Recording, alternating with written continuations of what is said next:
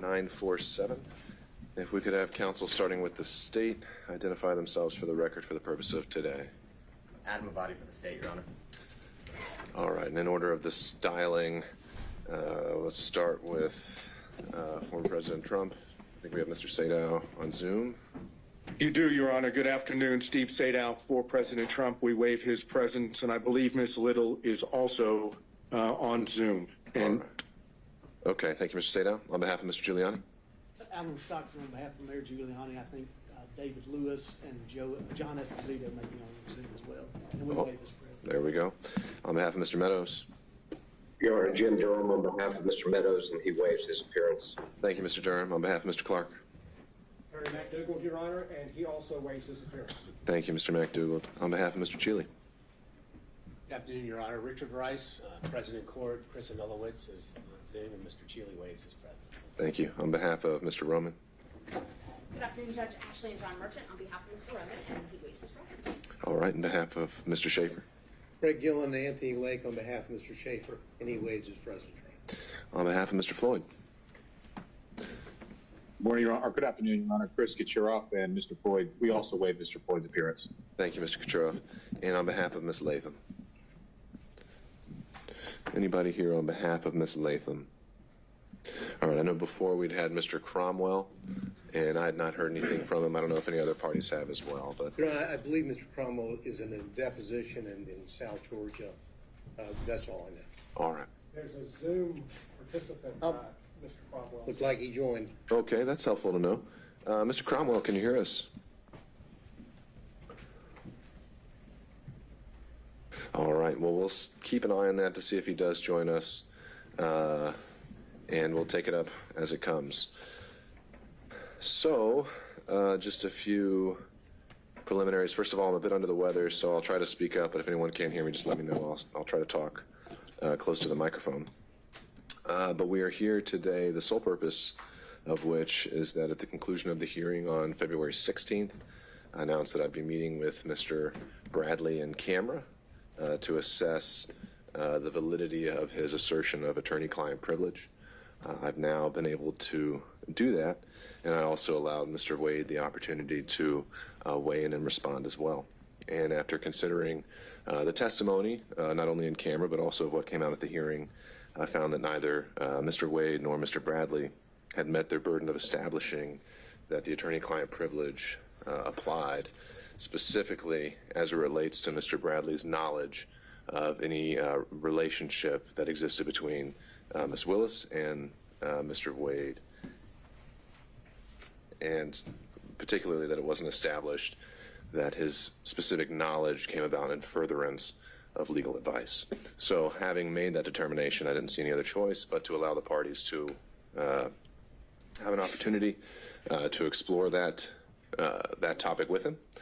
There's really, in my mind, it's that topic only. I think that if there's anything else we've already covered, I'm not here to do it again.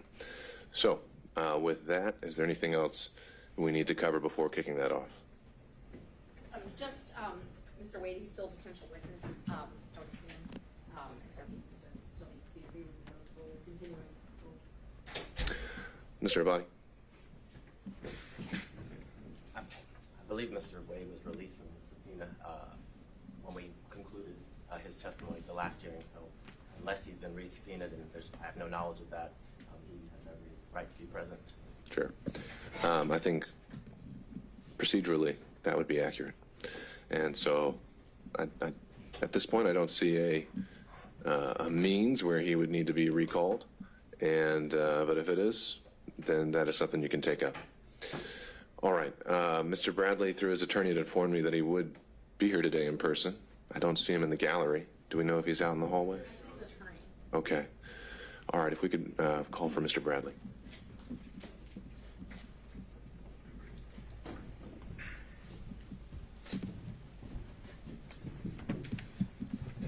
Judge, would it be permissible to sit in the jury box? That's fine. Thank you.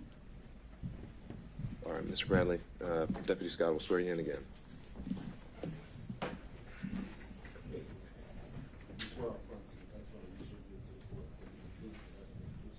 I do. Please. Terrence Bradley, Terrence Bradley, Bradley. Ms. Merchant. Thank you, Judge. Good afternoon, Mr. Bradley. Good afternoon. Good to see you. Sorry, under these circumstances. I'm going to just go straight to where we left off before. Fani Willis and Nathan Wade were in a romantic relationship, correct?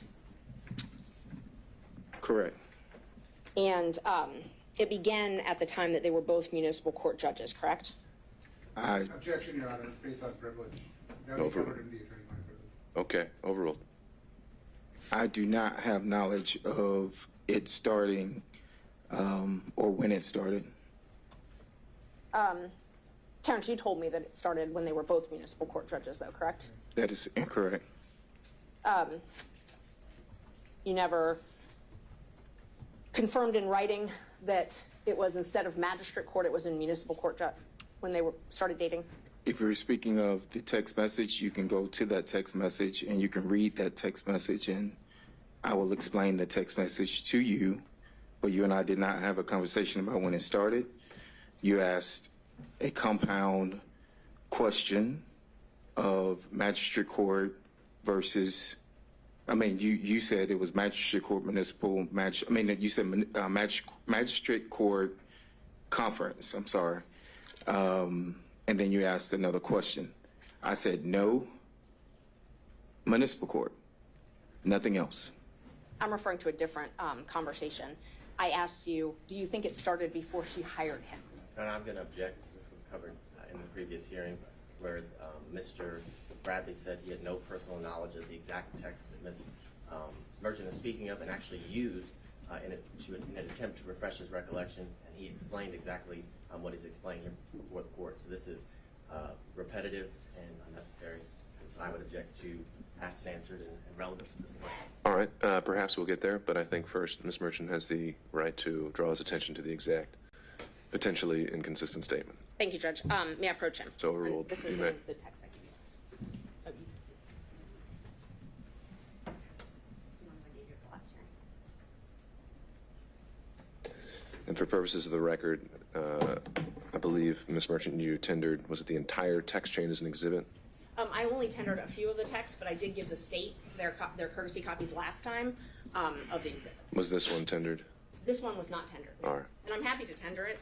Well, we'll just take it as it comes, whatever you We're need. at, I think we're at 39. I will wait to mark it, but I think we're at 39. May I approach, Judge? You may.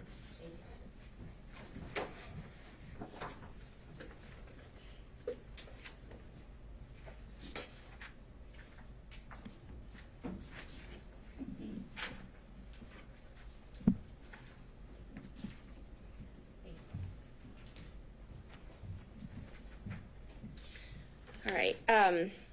So, Terrence, do you remember telling me that it started when she left the DA's office and was a judge in South Fulton? I see the message there, but I don't recall. I do see that message, but I do not recall. You don't recall texting this? I look back at my text messages through that we've had. I see that message, but I do not recall that. No, ma'am.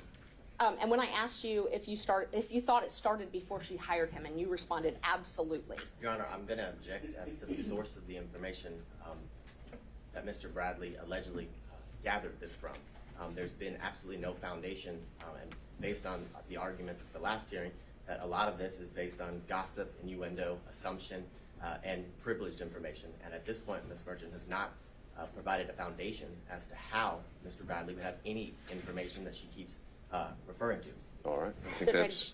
Go ahead, Ms. Merchant. I didn't ask him about the source of the information. And under Rule 621, I can impeach him with any inconsistent facts. This is an inconsistent fact. I can impeach him with any contrary facts. Sure. This is a Why would contrary it be fact. a relevant impeachment if he actually has no personal knowledge of this?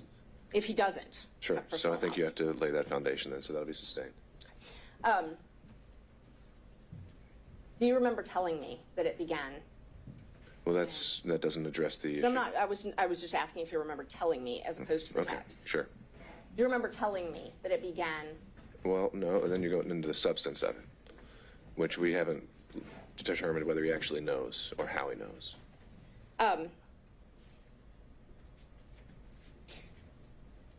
You told me In fact, you corrected me when I said magistrate court. You corrected me and said it was municipal court. Do you remember that? Same objection, Your Honor. This is the exact same issue, right? Well, I'm asking if he remembers that. He hasn't answered that question yet. Right, but the relevance of whether he remembers it isn't established until we know how he remembers it or why he knows it. If that makes sense. I guess not. I'm sorry. How he knows it? I'm just asking if he told me that. Right. So I wasn't asking how he knew that. I wasn't asking the source of that knowledge. I was asking if he told me that. Sure. That was it. But that's the point. It's how he knows it. Right. The source of his knowledge, the state would contend, is hearsay because it's gossip and innuendo, which is what was indicated the last hearing. Well, it may not be hearsay. It may not be gossip. We haven't really gotten there yet. We don't know how he knows what apparently he's telling her, and I think we need to figure that out before we can go any further. Yes. And if the source of the information is a witness who's testified, then it's not hearsay. So when did the relationship start? I cannot answer that. When was your first knowledge of the relationship? Objection, Your Honor. He's already answered that question multiple times today. He said he has no idea the timeline or when it occurred. That was one of the first questions that Ms. Merchant asked. I didn't ask when. I asked his first knowledge. He testified he has knowledge that they had a relationship. I asked him when he first got knowledge of that. Okay, so if the question is, when did you first get knowledge, I think we can start there. That was the question, yes. All right. Thank you. When did you first get knowledge of their relationship? I've said over again that I didn't have any personal information where I could personally say when it started. I've said that time and time again. So I don't know when the relationship started. And that wasn't my question. So my question is, when did you first gain knowledge? I didn't ask the source of the knowledge, didn't ask you to comment on the validity of the knowledge. I asked when you first had knowledge. We'll get to the how, Mr. Abadi. So I'll note the objection, overrule it. You can answer that. Just for the record, and I appreciate your honesty, but he said he has no personal knowledge, so it's clear he had to gain the knowledge, not from hearsay.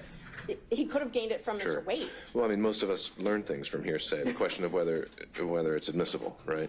And that's what we got to get to. So. I apologize. When did you first get knowledge? I'm not qualifying what type of knowledge. I'm just asking when you first knew about the relationship.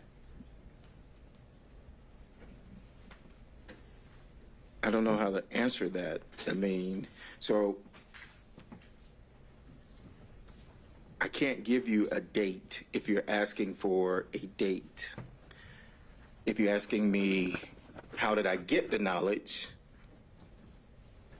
It would have come directly from my client.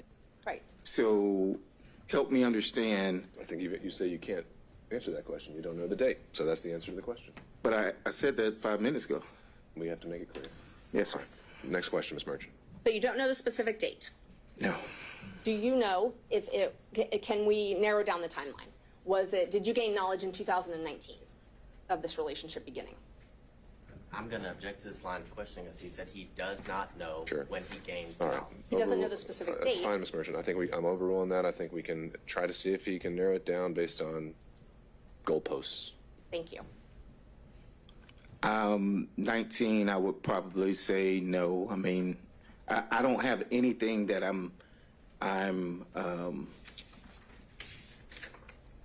there wasn't a specific date. There wasn't a football game. There wasn't something that I can attribute to him telling me whatever.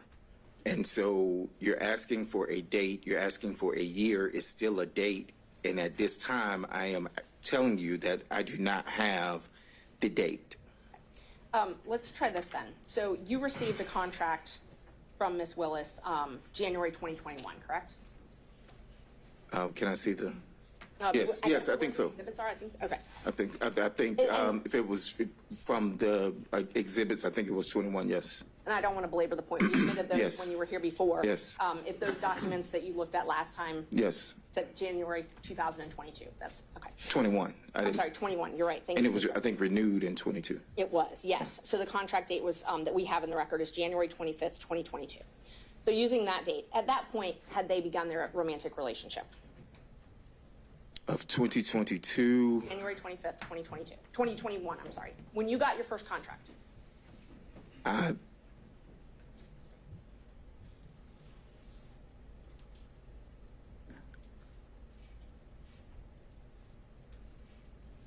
I don't recall. I don't recall any specific dates. No, ma'am. You remember when you got that contract, though, correct? I remember I had the contract, yes. Okay. And you told us last week, or I guess it was the week before now, you told us that Mr. Wade brought you that contract, essentially told you about that contract. That is correct. So Ms. Willis is not the one that brought that contract to you directly. It was Mr. Wade. That is correct.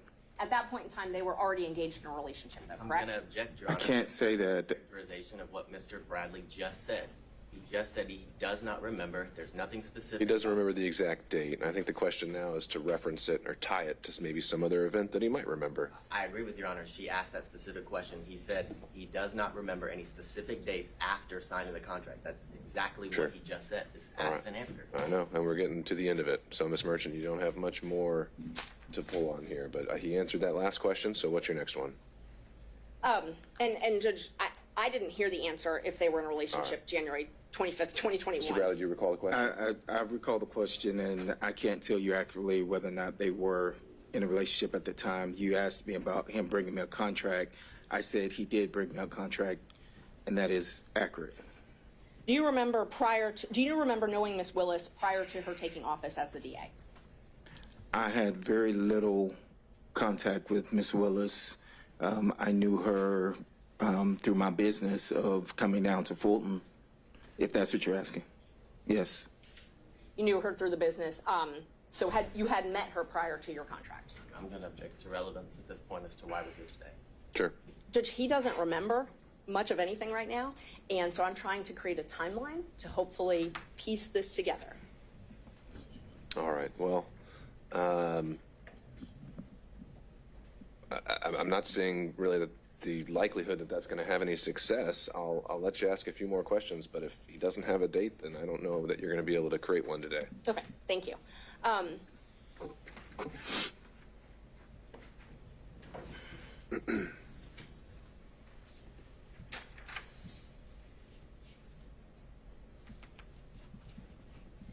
So the time that you had this contract from January 2021 until January 2022, did you come in and out of the DA's office? Yes. Okay, and so were you able to witness Mr. Wade and Ms. Willis interact during that time? I'm going to object. This has been asked and answered. It was addressed at the last hearing about Mr. Bradley's access to and from a specific room to pick up files. And Mr. Bradley said that he rarely saw them together, but this was Yeah, I think the only avenue that was closed at the last hearing was his personal knowledge, potentially through, well, actually, no, if he testified, it was that he had no personal knowledge. It's knowledge that conveyed to him that was cut off at the last hearing. That's really the only thing we hadn't been able to explore, unless you correct me if I'm wrong. Knowledge that was conveyed to him by Somebody else. That he claimed at the time was privilege. I found that it's not. That's what we're here to explore. Okay.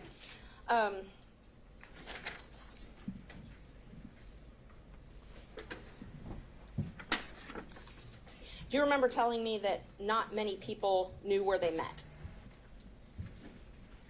I'm going to object as to relevance, as to his personal knowledge, which is what 602 requires. Yeah, I mean, we're back to the same point, Ms. Merchant. His personal knowledge is what I'm asking him what he told me. But he hasn't yet told you how he knows that. And so unless he can establish why he should be testifying on this at all, then there's no relevance. And I don't know how he knows that. That would be Then ask him. That would be the next question. Then ask him how he knows it. I first have to establish that he said that. No, you don't. You could go the other way around. When you told me that it started when she left the DA's office and was a judge in South Fulton, where did you gain that knowledge from?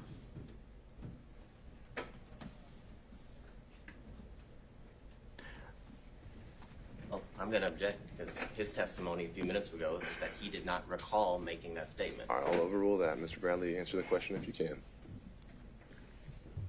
Repeat the question. When you told me that their relationship started when she left the DA's office and was a judge in South Fulton, where did you obtain that knowledge from?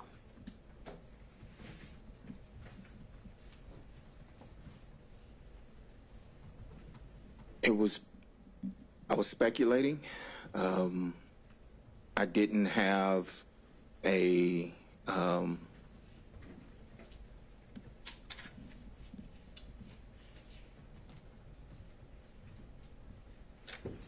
No one told me I was speculating. No one told you that? No one told me that. You were speculating based on things that had been told to you or things you had observed? So I'm going to object as to the nature of this line of questioning because the witness has made it clear he was speculating as to how or what he knew. And if it's speculation, it's inadmissible before this court. All right, but the motivations for his reason for speculating would be admissible, so I'll overrule that. Thank you, Judge. Was this speculation, when you told me that, was that based on things that had been told to you and things that you had witnessed? I never witnessed anything. So, you know, it was speculation. I can't tell you anything specific, if that's what you're asking. You can't tell me anything specific as to why you speculated about that? No, this was however many years ago. I mean, I don't recall, but no, I don't. Did you have any reason to lie?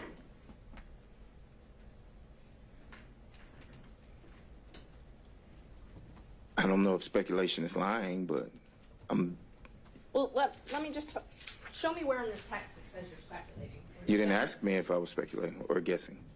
I didn't ask you, but tell me if it says anywhere here that No, this is speculation. if this is the same one that you just showed me, it does not. And you're welcome if you need to look at your text. Is there anywhere in here that indicates that you didn't have knowledge of the No. relationship? Your Honor, I'm going to object. The line of questioning Your Honor directed counsel to explore is where he got the knowledge. He's explored that. He said it's speculation, and he didn't get it from any source other than his own speculation. Sure, So I think we're fleshing that out, and I think it's her right to have a little leeway on this if he's an adverse witness. Thank you, Judge. And Judge, these speaking objections are clearly coaching the witness because he's regurgitating. Your Honor, I What? object and take offense to that comment. I'm objecting based on the law, and I'm making a record for the court.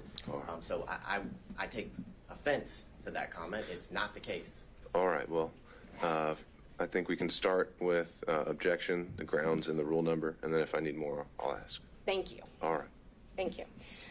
What did Nathan tell you about the relationship? Objection, hearsay. Nathan has testified. It's not Yeah. hearsay. It's still hearsay. It's an out-of-court statement being brought in for the truth of the matter asserted. So hearsay. Judge, Yeah, this would be for impeachment by contradiction, which would Thank be an you. exception to the hearsay rule, and admissible as substantive evidence, and the privilege issues are overruled. thank you, Judge. Well, I think you just overruled the privilege objection, but we don't know when he's talking about. So we've already established that December 2018 was the date of the privilege. Sure, and that's something I covered in the in-camera hearing, and based on what he told me in that in-camera hearing, I don't believe any statements to this effect were covered by privilege. And Judge, I just want for the record, because sometimes the record doesn't reflect where people are looking, and that when I ask a question, Mr. Bradley is looking at Mr. Wade and his lawyer to wait for them to object, and they're clearly interacting somehow in the court. So I just want the record to reflect that because it wouldn't otherwise. It's there now. Thank you. A question was put to you, Mr. Bradley. Judge, one of my lawyers is sitting right in the back, that's We don't have to go behind. down that rabbit hole. You can look wherever you want. Yeah, and I'd never looked at Mr. Wade or his attorneys. That sounds true. All right. Mr. Bradley, question was put to you. Repeat the question, please. Yes. So I showed you, or I asked you, I'm sorry, the last question I asked you was, what did Nathan Wade tell you about the relationship? Same objection, Your Honor. And that's already been ruled upon.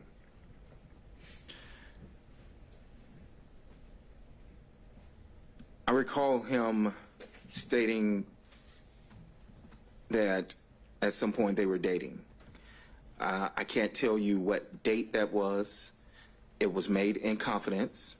We were in the back of our office. Our offices were the only two in the back. There was no one else present. That is all I can tell you at this time. One time? One time. You only had a conversation with him one time about the relationship? Objection, asked and answered. No, I think that's a clarify for a thorough and sifting cross. Ms. Merchant. I do not recall any other time that he mentioned that they were in a relationship. No. You may not. Okay. So you talked about this one time, and you said you don't know when it was, though, correct? That is correct. Was it before Mr. Wade, before you got the contract in Fulton County? Let's start with that. I do not recall. Okay. And how did it come up? Say again? How did it come up? I do not recall how it came up. It was in the back. I know where it occurred, in our offices in the back. I can't tell you what we were discussing prior to that. Okay. Did you receive an email from me on January 6th with a motion attached? I think I did, yes. Yes, I know I received I don't know if the date is January 6th, but yes, I received Okay. yes. So you remember receiving that? Yes. The date, okay. And you reviewed it, and then you and I spoke about it? You recall that?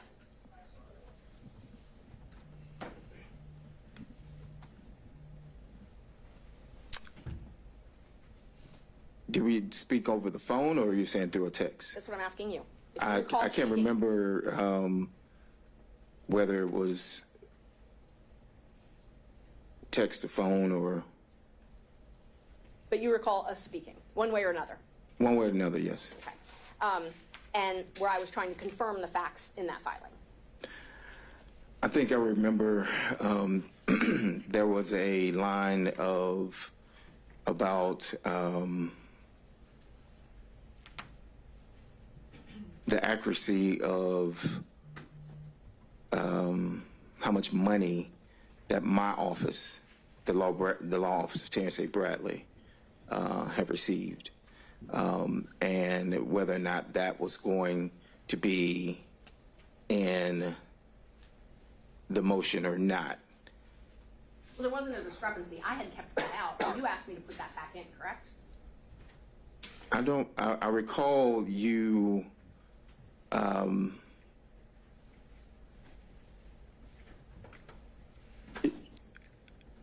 that may be accurate, yes. And you thought, because you thought it might be suspicious if you were left out of the motion. No, I think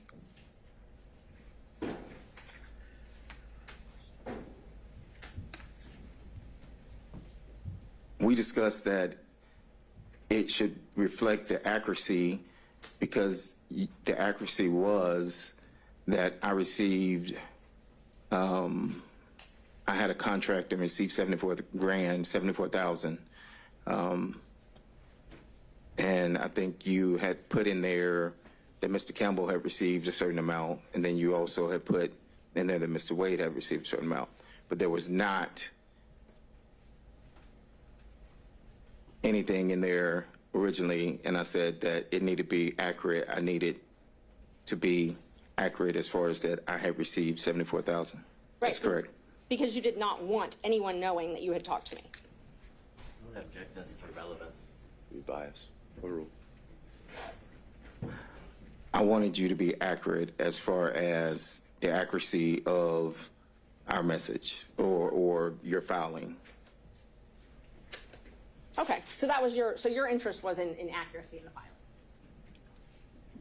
I didn't reach out to you and say, send me a copy of your motion. Right. I didn't reach out to you to say that that I'm going to be in your motion.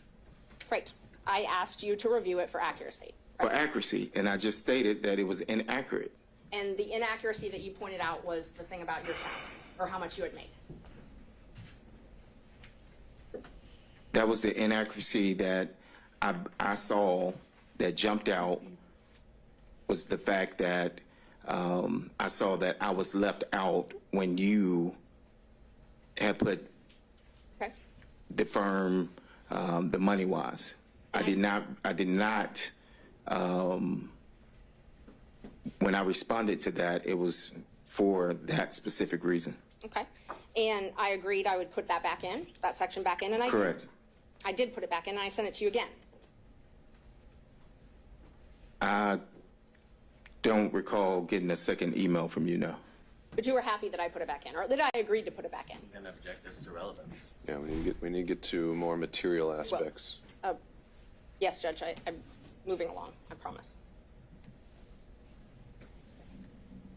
So you did ask me to put that back in. Well, Asked and answered relevance. well, you didn't answer that last question, so overruled. You did, can you confirm you did ask me to put that back in, for it to be accurate? Yes, that's correct. I said that, yes. Okay. And then I asked you if everything was accurate, and you said, looks good. Correct? I recall you asking that, but the looks good was applying to the accuracy of the 74,000. That's it. Okay. So when you reviewed the motion, and you specifically pointed out that one thing that you found inaccurate, you didn't point anything else out that you found inaccurate in that motion, though, correct? No, I did not. And that motion alleged that their relationship began when Ms. Willis was in municipal court. If I can reread the motion, but I don't recall, but if that's what it says. But I did my saying that it looks good was when you put back in the 74,000 into your motion. Okay, and that wasn't what I was asking. What I was asking is, you didn't tell me that there was anything else inaccurate in the motion, though, right? But I didn't state that anything was accurate other than the 74,000. Now, when I told you that I had this motion that I was preparing, you asked me to send a rough draft. No, that's incorrect. May I approach, Judge? You may. Which page are you showing? They're not page numbered. It's January 6th. Yeah, of course.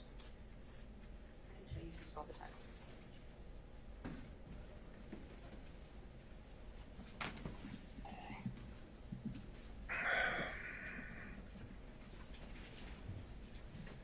Let me look and see if this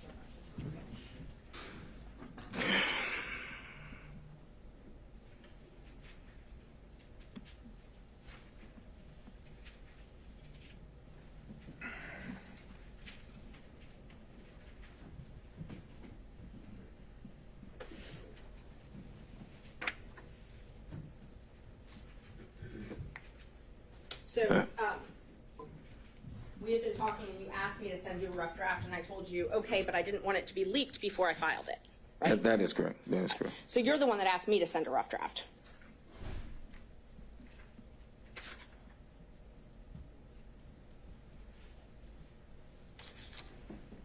Yes, that's correct. Yes, that's correct. And that was at 10:08 on Saturday, January 6th. And then you got an email from me with that rough draft at 10:25 that same day, correct? Yes.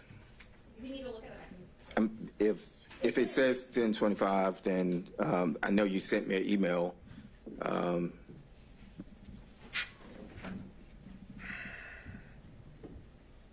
While he's looking at it, I'm going to object as to asked and answered. We've been through the fact that she sent him a copy of the motion, whether he specifically said rough draft or not, and then asked about the accuracy. He's explained his answer, and I've object to ask and answer. So. Understood, Mr. Vine. We're getting there. Overruled for now. and then I responded when we were talking about that footnote that we were just talking about. I said I took it out, but I can add it back, and you said yes, add it back. You remember that? I answered that, yes. And then I said anything else, anything that isn't accurate, and you responded looks good. You recall that? Let me see the. Of course. And there, I don't know where the exhibits are. That were admitted.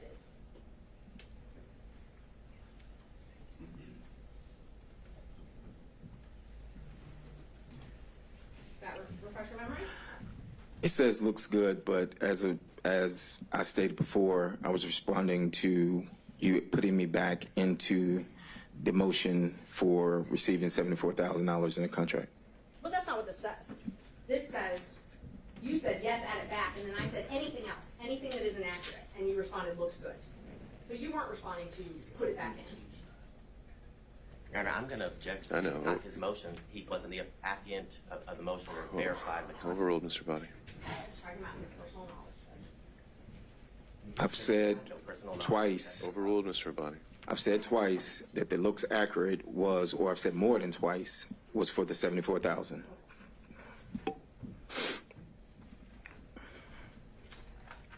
Do you remember telling me about Nathan and Fani coming to your office and spending time together at your office? No, I mentioned, I do recall testifying on the 16th that she had come to our office. And that was before she was elected as district attorney, correct? I recall that that was when she was district attorney. Because I said that there was a meeting held at my office. And who was at that meeting? Now, I can't tell you that. I don't recall. But you know Ms. Willis was there and Mr. Wade was there. It was at our office. Actually, Ms. Willis was there, and there were other people there. Mr. Wade was not in that meeting. He was in the back. I wasn't even in that meeting. Why did she hold it at your office then? I have no idea. You also remember telling me about them spending time together at her law office before she took her job.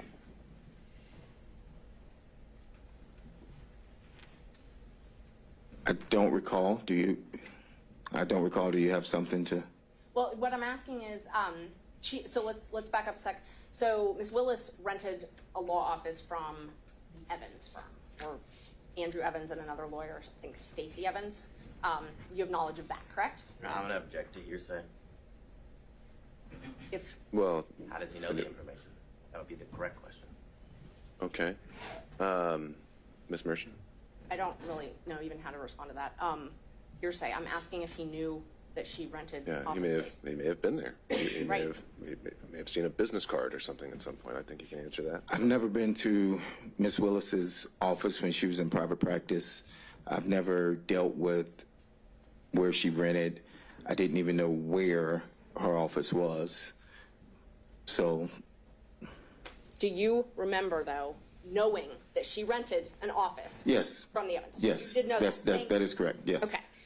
And do you remember telling me that Mr. Wade and Ms. Willis would rendezvous at that office? I'm going to object to, again, hearsay as to how he knows that information. He said he has no personal knowledge.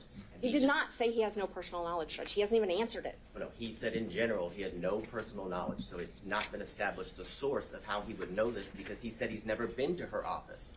All right. Ms. Mershon, if you, I know you're trying to impeach him by a prior inconsistent statement, but unless you can first back up and show why each statement is actually something that he had knowledge of, I don't know if this is going to be relevant. And Judge, I'm not even there yet, but again, a speaking objection, and so now I would anticipate what our response is going to be next. I didn't ask anything that was objectionable, but these objections are coaching the witness. I asked if he had knowledge. That's it. I didn't ask, did someone say this to you? I didn't ask, what did this person tell you? I asked if you knew. Well, no, you're asking if you had knowledge, and then you say of something specific. So, Once I get an answer to that, if he has knowledge, then I will follow up with where that knowledge came all from. right, well, let's try again. So my question is, do you have knowledge of them meeting at that office? Objection, foundation. Okay, all right, overruled. Do you have knowledge of them meeting at that office? I have no personal knowledge, if that's what you're asking. I didn't ask that yet. I asked if you have any knowledge. Objection, that would be hearsay. Overruled. Not if it came from Mr. We Wade, don't know where it Judge. came from, so he said, how do you know, Mr. Bradley? How do you know? Any knowledge that I would have received would have come from my client at the time. Okay, so you had knowledge of this place that Miss Willis worked. What did you know about them meeting at that office? Objection, hearsay. It's not hearsay, Overruled. Judge. How he knows it, and then you ask the next question. All right, he's already asked the next question. Can you repeat the question? Yes. How do you have knowledge? What knowledge well, you just told us. You told us Mr. Wade told you. So tell us what Mr. Wade told you about Miss Willis and Mr. Wade meeting at the Evans office.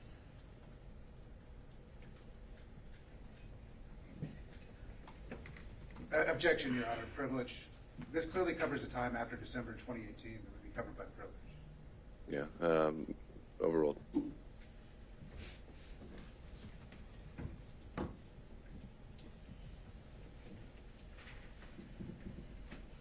You recall the question, Mr. Bradley? I do not.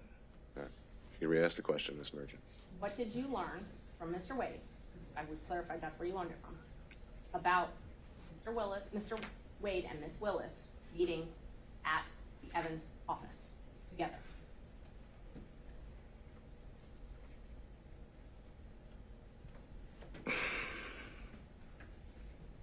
I don't object to asked and answered. He's testified that He hasn't answered. We haven't heard an answer. He testified he had one conversation with Mr. Wade in the back of his law Judge, office. Yeah, and his answer may change, so Tip him overruled. off as to how to answer the question. I can't recall what the conversation was. I do recall knowing that he would go down to the office or had been down to the office, but I can't tell you in what capacity or when or any of that. No. Mr. Wade told you that they had sex at the office, though, correct? I don't recall him stating that, no. You don't recall it. No. So it's possible he did say that. You just don't remember one way or another? I do not remember him saying that. And do you recall that he had a garage door opener to either a house or a condo or something like that of Miss Willis's? I've never seen a garage door opener. I've never been to Miss Willis's house. I've never been to, and I'm trying to explain, I've never been, so no, I do not have any personal knowledge of him having a garage door opener. Okay. Let me ask the question again. Yes, ma'am. I didn't ask if you had personal knowledge, like as in you saw it. Do you have any knowledge at all from Mr. Wade or any source that he had a garage door opener to access one of Miss Willis's residence? And I'll object to any source as to hearsay. All right, depends on the source. Overruled. No, I don't have any knowledge. So when you told me that, did you just make it up? Do you have something that shows that I told you that? Yes, well, we're going to go through all the texts we can, but so was that made up though? But I'm going to object because I don't recall him having. Mr. Bradley, just I'm a going to second. object under 106 as the rule of completeness. I don't have that text message or any text messages that indicate that, Your Honor. And I don't have, if it was a text, we had that conversation. I actually think it was when he was on speakerphone and Mr. Merchant was there, but I'm not sure. But I mean, if I'm asked to qualify exactly where that's from, I would get Okay, it. so rule of completeness would be if you need to introduce other text to show the context. If you're saying you haven't seen a copy yet, then I think Ms. Merchant needs to do that before you can And I don't decide have, your next step. And that's what I was asking him. If that was something he just remembers making up. If he doesn't, then that's fine. But She referenced text messages and started to go into her packet of papers. Sure. that have text So you don't messages. have a text message to that? I would need some time to look through, and I don't remember if I have a text to that or if it was during a conversation. It was one of those. All right, well, And he has now said that he has no knowledge, so on to your next question. Okay. Did Mr. Wade tell you about the trips that he and Miss Willis took? No. Do you have any knowledge of the trips that he and Miss Willis took? Objection, hearsay. Overruled. I do now. Okay. But you did not before this proceeding? I did not know until you text that you found that in the deposition of his divorce. I mean, not deposition, but something from his divorce. Okay. And when you responded, doesn't surprise me, they took many trips to Florida, Texas, California. Those are your words, though, right? I'm going to object as to relevance. He said he did not know, and he actually learned from Ms. Merchant the information. He said he learned about certain trips from Miss Merchant. Okay, you can tie it down, but Thank you. we'll He see. had no information about any trips that Ms. Willis and Mr. Wade took. That he learned it all from Ms. Merchant. That was his testimony. Sure. Judge, I'm Maybe allowed the conclusion we reach. I think she's going to ask more than one question, though. All right, Ms. Merchant. And if, Judge, just so we can be clear, if he said more than one version, that's all relevant. We're allowed to talk about the different versions that he's told. All right, I've overruled the Thank objection, you. Ms. Merchant. Do you remember telling me that it didn't surprise you that they took the trips that I found in the divorce file because they took many trips to Florida, Texas, California? And then you told me that they took the trip to California when she moved her daughter there because she failed out of FAMU. Do you remember that? I don't recall that, but if I don't recall. Okay. Judge, may I approach? It's Sure. You may. It's in one of the ones I gave you.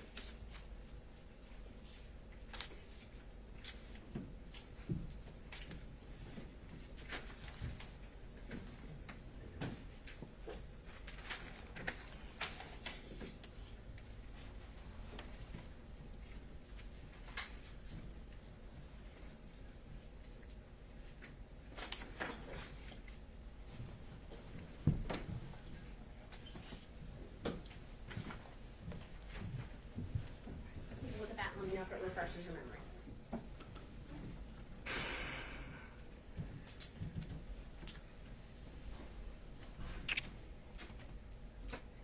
So when it, Just first let me know if that refreshes your memory. yes, Okay. yes. So it's true that you told me that they took many trips to Florida, correct? Per that, yes, but one of the messages is cut off, and you asked about some other trips, and I said, no, I didn't, I think. And that was specific to, at the top of that, it says, no, I didn't. Yes. And so that was to the trips that you asked me about. And I think before that, when you mentioned that you found all these trips, I think I said, oh, wow. Yes, you did. And You did not know about all the trips that were taken, and you qualified it. You said, no, I didn't.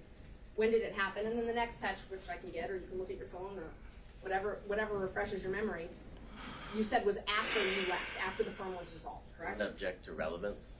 Overruled. It was after the firm. The trips that you said, no, you didn't know about. You told me those were after your firm had dissolved, correct?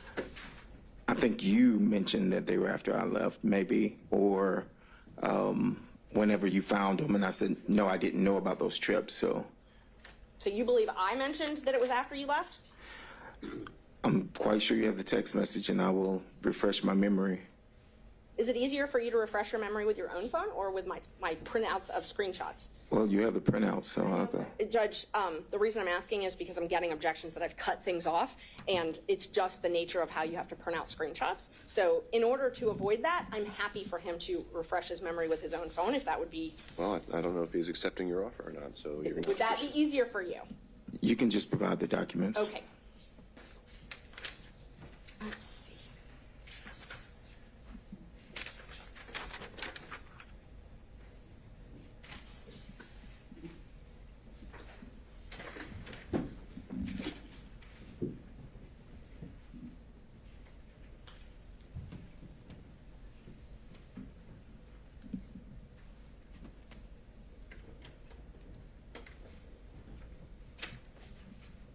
May I have some water, Judge, please? Yeah, let me see what we can do.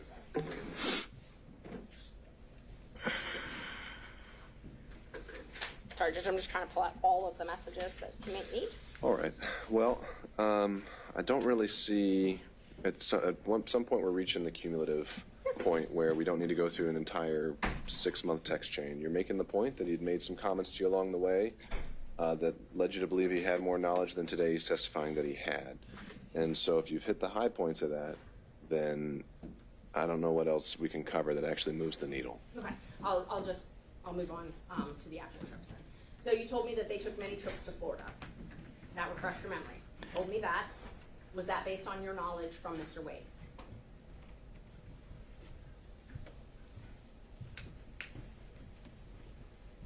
That would have been based on anything that my client would have told me. I didn't have personal knowledge of whether they went or not. The trips to Texas, and you're the one that typed to Texas. Was that based on your knowledge from Mr. Wade? It would have been something that came from the client. I cannot tell you that I have any personal knowledge of any trip other than what would have been said by the client. Wade's trips. I'm asking if you have knowledge from Mr. Wade. You also typed California. Was that something that you gained from knowledge from Mr. Wade? It would have been from the client at this particular point. Yes, it would have been from the client. And when you told me that the trip to California was to move her daughter out there, would that have been something you gained from Mr. Wade? Thank you, Judge. Any knowledge that I have of any trip would have come from my client at the time.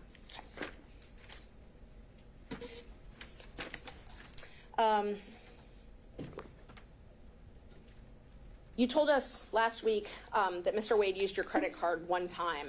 Do you know when that was? I do not. Relevance covered here today. Well, I think this would be impeachment of Mr. Wade's testimony if Mr. Wade testified that he had never used anyone else's credit card before. I object to asked and answered because it was covered during the last hearing where he acknowledged that Mr. Wade used his credit card. Judge, I asked when. Just when, okay. I didn't ask, did he? I asked, when did he? Let's go there. I do not have any dates of when Mr. Wade used my credit card. I testified that we used the card for business and that throughout the business we would order paper or supplies or filing of depositions. I mean, the cost factor of cases is what I said, and that still applies today. Did he use my credit card? He did, but I can't tell you who he used that card, what the trip was for. I can't even tell you at this time where he went. But he used it for a trip. Yeah, it was for a trip, but I can't tell you where, when, why, or anything to that nature. Correct. And he paid you back in cash. I never testified that he paid me back in cash. I said that he would either pay me back, I said I couldn't remember. I do not recall. Sometimes he would write checks. Sometimes he would pay cash. And that still applies today, that I do not recall him paying me back cash, but I do recall him paying me back. And this was when you were still, before your partnership split up, correct? It would have been before I left the firm, yes. He wouldn't have used my card after I left the firm. Okay, so we can at least narrow down the dates to that. Of before I left the firm, yes. Okay, great. And Mr. Wade gave you details about meeting Miss Willis in Hateville or East Point, as it was called. That's incorrect. He did not tell you about that. He didn't give me details. He did not tell you about meeting with Miss Willis at an East Point or Hateville apartment?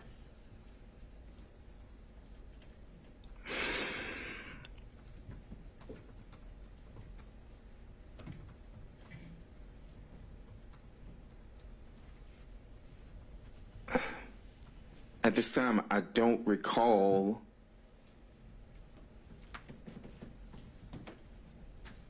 No, I don't recall. Where did you get that information from then?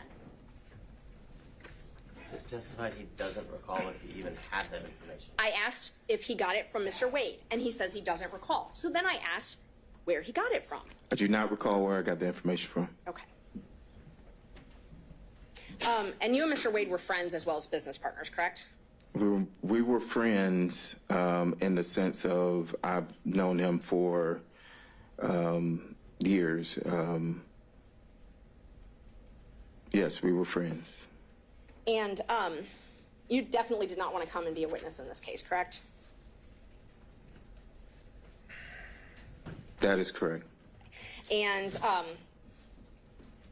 it was after, and we talked about this earlier, that Gabe Banks called you and then Nathan Wade called one of your friends. It was after that that you hired Mr. Chopra to assist you in this matter, correct?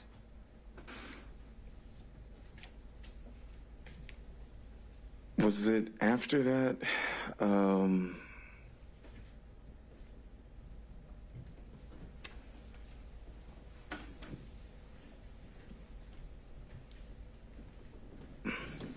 So I hired Mr. Chopra and I hired Mr. Graham. Now, Mr. Graham is here, and when I received the subpoena Mr. Graham was here at the last hearing, but he also had to go out of town, but he was present. Mr. Graham, I called, and I had started getting calls from media, and I told him to respond to the media, I think, and that was somewhere around whenever you subpoenaed me. So it was, I can't tell you that it was that instance of those calls for Mr. Chopra, but I had engaged Mr. Chopra and Mr. Graham at that time. Okay. I'm going to ask the question again because I didn't get an answer to it. After you got the phone call from Gabe Banks and from Nathan Wade to your friend. I think it was before that, but however, I think it was before that is what I'm stating. When you got the call from Gabe Banks, you called me immediately. Well, actually, you texted me and then you called me. I didn't call you immediately, but yes, we did speak. Okay. And you texted me about it as well. That is correct. Okay. And then we spoke after Mr. Wade called your friend, and we talked about that as well, correct? That is correct. And at that point, you didn't mention anything to me about being represented by Mr. Chopra. But I didn't mention anything about Mr. Chopra or, that is correct. Yes, that was only my question. Let's see. I'm going to show you two more texts. They're in the ones that All right, Ms. Merchant, we're going to do This is the 5 more last minutes. 2 questions. Thank you. 3:05, I'm cutting you off. Thank you.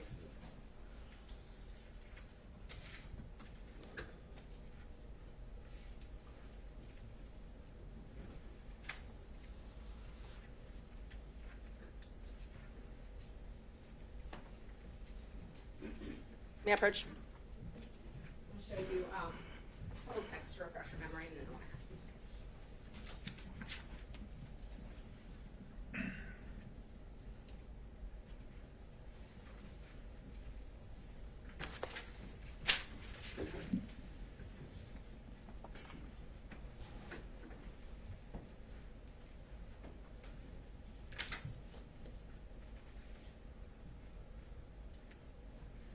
Are these supposed to go together? No. Oh, these are two separate dates? Completely different dates. Okay, all right.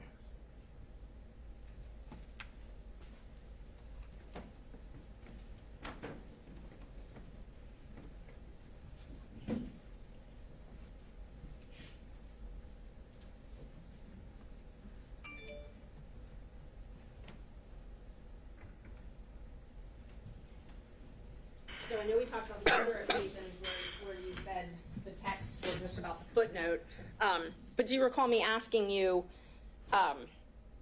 do you think it started before she hired him? And you said absolutely. You recall that? I see that in the text message, yes. Okay. And do you also recall me asking you how they would react if they would attack me? And you said, no, they will deny it. Your Honor, objection as to speculation as to how he thinks they will react. I think that goes to the motivations of the witness overall. And you told me that they will deny it. That's written in there, yes. I just want to, one last opportunity. You're an officer of the court, correct? I am. And you're under oath today? I am. Is there any of your testimony from today or the previous days that you want to correct? That I want to correct? Yes. No, I told you everything that I've answered everything that you asked. Thank you. Oh, Judge, just so the counsel and the state can have them, just for the record, I can admit those few that I showed. That would be. Well, they weren't ever tendered, And so it's just for, I didn't know if they wanted right. to use them, but I'll hold on to them. if they need to be tendered at some point, then we can make them part of the record. All right, let me turn over to Mr. Sadow, if you're with us on Zoom. Thank you, Honor. I do have a few questions. First thing I'd like to know is whether the court reporter has defense exhibits 26 and 27 from the last. We have a different court reporter this time. We had to have someone else fill in on such short notice, but I can potentially send those to you if you need them. Well, I think I have working copies, but I want to make sure that the witness has a copy to look at. All right.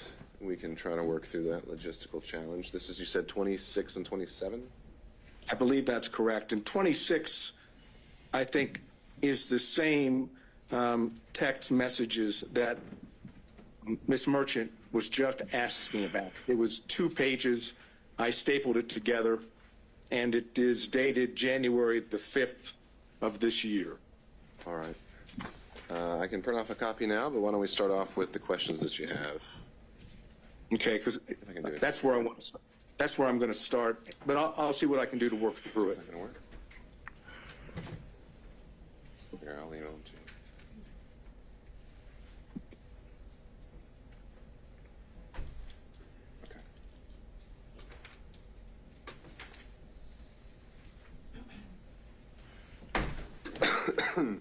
All right, Mr. Sada, why don't we start with your question, and we'll see if we actually need to get a copy of those exhibits in front of the witness.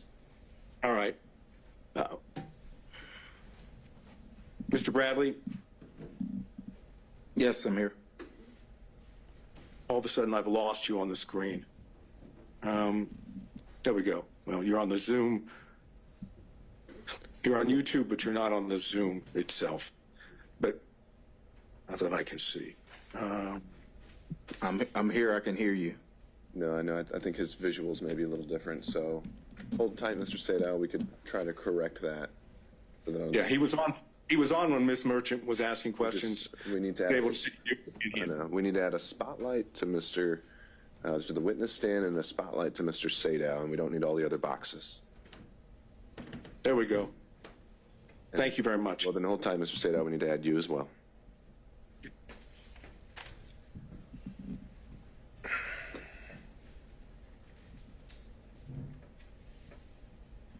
All right, now we're ready. Thank you, sir.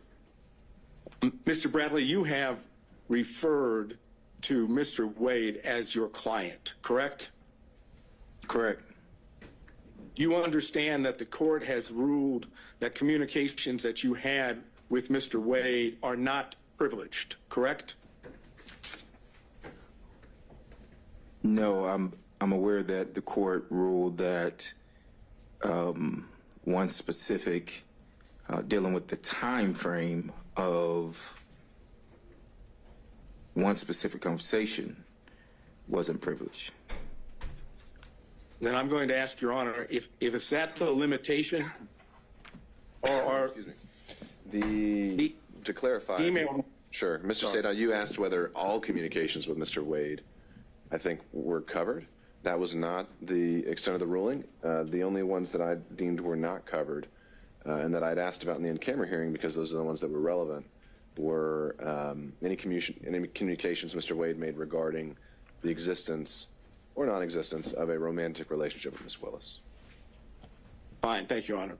I understand.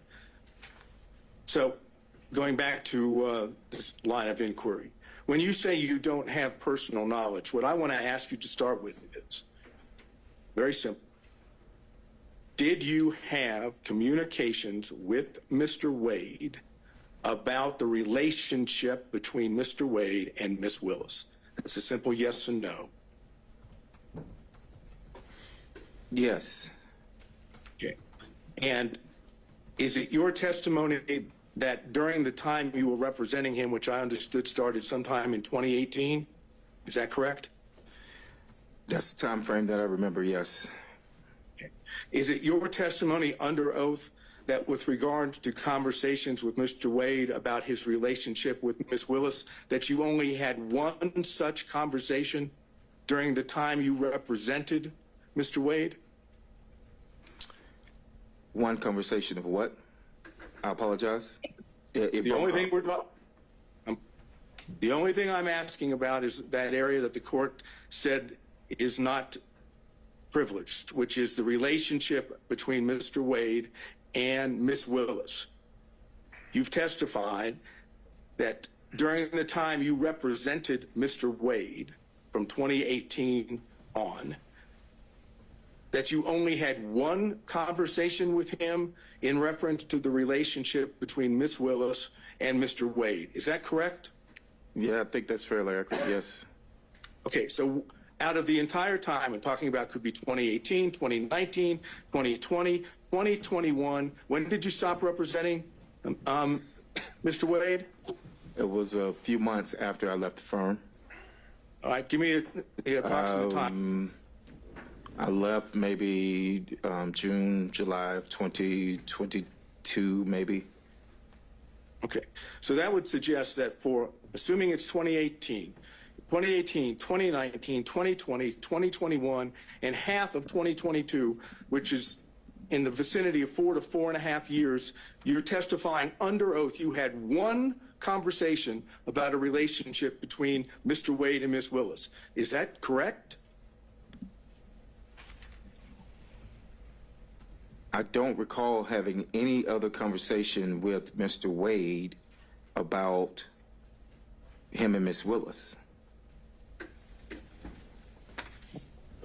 Is it your testimony then that you don't remember any other conversation, or there wasn't any other conversation besides the one? I'm going to object as to asked and answered. I think he's drilling down. I think that's a fair question, overruled. I don't recall. I would say it was the one, but I don't recall. You testified that you did have communications with Mr. Wade about him visiting with Ms. Willis at a condo or apartment, correct? I don't think I testified that I had a conversation. I testified that any knowledge that I would have known anything about any condo would have come from that, but I don't recall a conversation about that. I do not recall a conversation about that. Okay. Do you recall any other thing at this point in time under oath that would indicate when the relationship started between Mr. Wade and Ms. Willis? I do not know when the relationship started between Mr. Wade and Ms. Willis. I cannot recall that. I can't. Oh, I'm sorry. Go ahead. I'm going to drill down on that now, okay? Yes, sir. Mr. Wade was hired as the special prosecutor on November 1st of 2021. You're aware of that, correct? I have my contracts to show when I started. No one showed me the contract of when he started, but but if he has a contract for November 1st of 2021, then that's correct. All right. I'm going to suggest to you that the record will reflect that the contract between Ms. Willis and Mr. Wade was November 1st of 2021, correct? I want you just to accept that, okay? Is it your testimony that you don't know under oath whether or not there was a relationship between Mr. Wade and Ms. Willis before the contract? I do not recall any dates of when the relationship started. So whether you are pinpointing a date of when his contract started or not, I'm telling you I did not recall any specific date that he flat out said anything about a relationship with Ms. Willis. Okay. Now I want to go, based on what you've just said, let's go to what was Defense Exhibit 26. Okay? In Defense Exhibit 26, which I showed you last time, was 2 pages of text messages between you and Ms. Merchant, correct? Correct. All right. Now, the first page starts off by saying, Ms. Merchant, like, just date, don't hire him. Do you think it started before she hired him? You see that?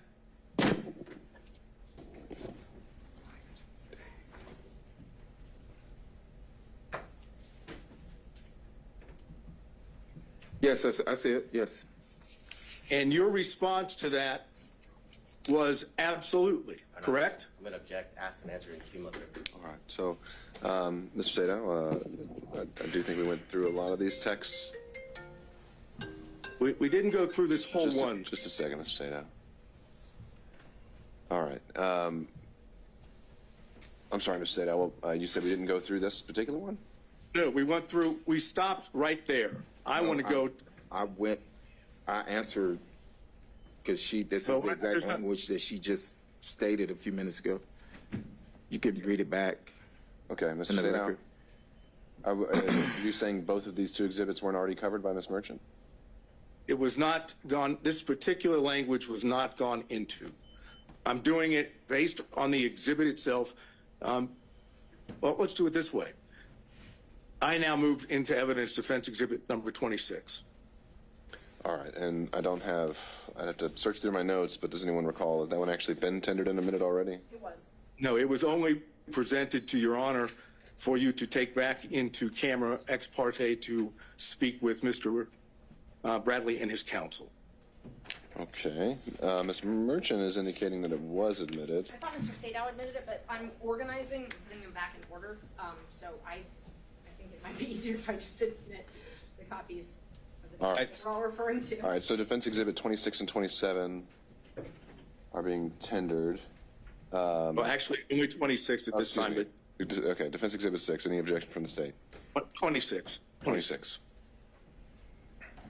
I'm going to object as it relates to foundation and authentication. It was used to, during the last hearing for the purposes of refreshing his recollection, and it's my recollection is that it didn't refresh his recollection, but I would renew my objection as to asked and answered and cumulative. Okay. As to foundation on authentication, I think Mr. Bradley has recognized them as texts that he sent and received, so I think I'd overrule on that basis any other objections to their admissibility from any other defense counsel, and seeing none, defense exhibit 26 is now admitted. Mr. Sadow. Thank you. All right, let's continue. Now I'm publishing it. After you said the word absolutely, on your own, you said it started when she left the DA's office and was judge in South Fulton. No, I'm They met at... Object. Asked and answered. All right, understood, Mr. Body. I'm going to let Mr. Sadow have a few minutes on this, and we'll go from there. But Judge, I'm sorry. I did answer this. I answered it for Ms. Merchant. I stated that I was speculating. The judge, someone objected to the speculation, but this was the exact same language. all right, well, thank you for that recap, Mr. Bradley. Mr. Sadow is asking the question in a slightly different manner, and I'm going to give him a little bit of leeway to do that. So, Mr. Sadow. All right, I hesitate to have to start back where I was, but after the word absolutely, you, on your own, said it started when she left the DA's office and was judge in South Fulton. They met at the municipal court CLE conference. That's what you said, correct? That is correct. Now, it's your testimony, at least so far, that when you, on your own, gave those two statements in the text, that you were merely speculating and did not have that knowledge from Mr. Wade. Is that your testimony under oath? Yes, that's what I testified to. Yes, sir. So you on your own came up with the whole notion that it started when she left the DA's office and was judge in South Fulton. That's, according to you, that's speculation on your part, correct? Overruled. Answer the question, Mr. Bradley. Yes, that's speculation on my part. Yes. Right. It had nothing to do with what Mr. Wade had told you, correct? I answered your question. I was speculating to the answer. That is correct. So maybe you can tell the court, in your own words, why in the heck would you speculate in this text message and say that it started when she left the DA's office and was a judge in South Fulton? Why would you speculate and say that in a text? I knew they had met at the municipal court conference. How do you know that? I'll stop you right there. How did you know that? I answered that at the last. I knew that. You now. I knew that Sir, because I'm asking you questions, and you are in a situation where you get to give answers. Mm-hmm. I'm asking you, how did you know that? How did I know when they met? Somebody told you that, right? When they met? Yeah. Yes, correct. Who told you? Mr. Wade told me when they met. So you had more than one conversation about the relationship between Mr. Wade and Ms. Willis because he told you where he met her. That's correct? incorrect. Incorrect. It's incorrect. It's incorrect. Okay. Let's go back to the exhibit. Why would you speculate that that's when they started the relationship? What would cause you to put that down as speculation? I don't recall, but why I thought that it started at that time. But I do recall that he only met her, and I testified to that he met her at that conference, which was in 2019. You knew that Ashley Merchant represented a defendant in this case when you were text messaging with her, correct? Yes, I did. Yes. And you knew that the reason she was asking you questions about Mr. Wade was because she was trying to show when the relationship began, correct? No, that's not 100% It's not. Look at the correct. beginning of the text message.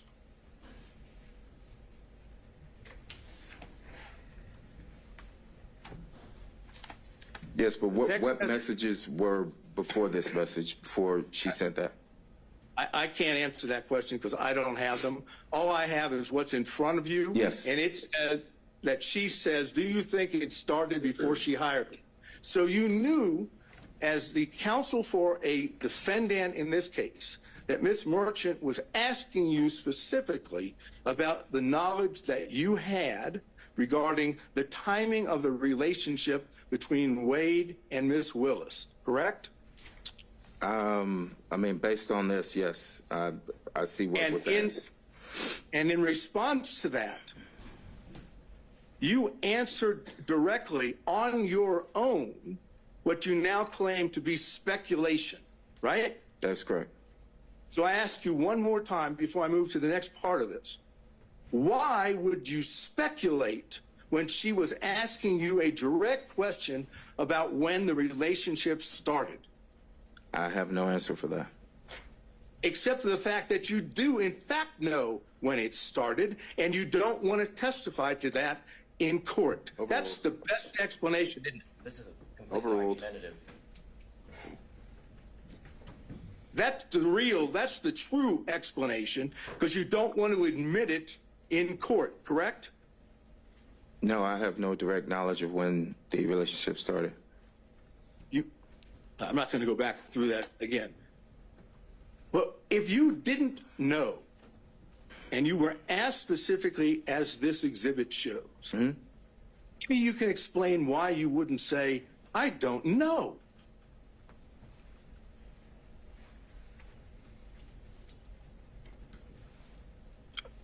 Is that a question? You're asking me a question to answer? Definite question. State that again. I apologize.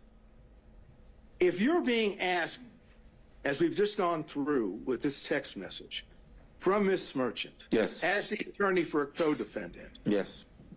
and she's asking you about the relationship, and she's clearly asking you about the timing, why wouldn't you just have said in response, I don't know when it started? I don't know why I didn't say I don't know. Maybe, again, it's because you know what the truth is, and that's why you answered exactly the way you did in Defense Exhibit 26, correct? No, I can't sit here and tell you that what you just stated was correct. Right. What you want the court to believe, and you want the rest of us to believe, is that for some unknown reason, upon being asked a direct question about when the relationship started, you decided on your own to simply speculate and put it down in a text message as opposed to putting down what you actually knew. That's what you want the court to believe, correct? That was a lot. So can you break that down? I apologize. You're asking me, do I want the court to believe that instead of saying nothing, you decided on your own to speculate Yes, I speculated. Yes, I've stated that's- that I speculated. Yes, sir. Right. That's what you want the court to believe, correct? That's correct. Okay, now, then when you go to the next page of that, okay, you see it starts, the best that I can see, it starts in South Fulton. Is that what you have in front of you? Second page.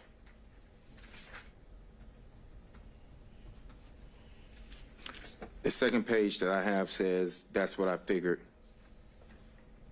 Okay, that may be cut off from the one that I have. I'm looking at my opening line says in South Fulton. Is that on your second page? No. So if you're going in order of the pages, no, neither page starts with South Fulton. No, don't get caught up in whether it starts that way. Does the second page have a line in there that says in South Fulton? Oh, yes, I apologize. So, yes. That's fine. Yes. Just want to make sure that we're on the same page. Yes. Okay. You say after in South Fulton, they met at the Municipal Court CLE conference, right? Yes. You see that? Yes, that's correct. And then Miss Merchant says, that's what I figured when he was married. Is this accurate? Upon information and belief, Willis and Wade met while both were serving as magistrate judges and began a romantic relationship at that time. You see, that's what she said, right? No, I mean, so it says they met at Municipal Court CLE. The only other thing here says that's what I figured when he was married. There's no response for me on that day. And then there's another response, I guess a question that says, is this accurate? Okay, that's what I just went over with you. Okay, so I don't have anything in that, is this accurate at all? I can show the court. No. It just says, is this accurate with the question mark? I don't have anything following that. You don't have, after that, upon information and belief, Willis and Wade met while both were serving as magistrate judges and began a romantic relationship at that time? I apologize. It goes to the next page. I apologize. No problem. Just Yes. want to make sure So that I see that now, yes. All right, so that's what I just read is exactly what Ms. Merchant said to you in the text, right? Yes, that was in the test. Is it accurate upon further information? Yes, that's there. And Yes. again, since you have told us that you were speculating when you gave the answer that we went over with previously, on this one, you don't say, I don't know.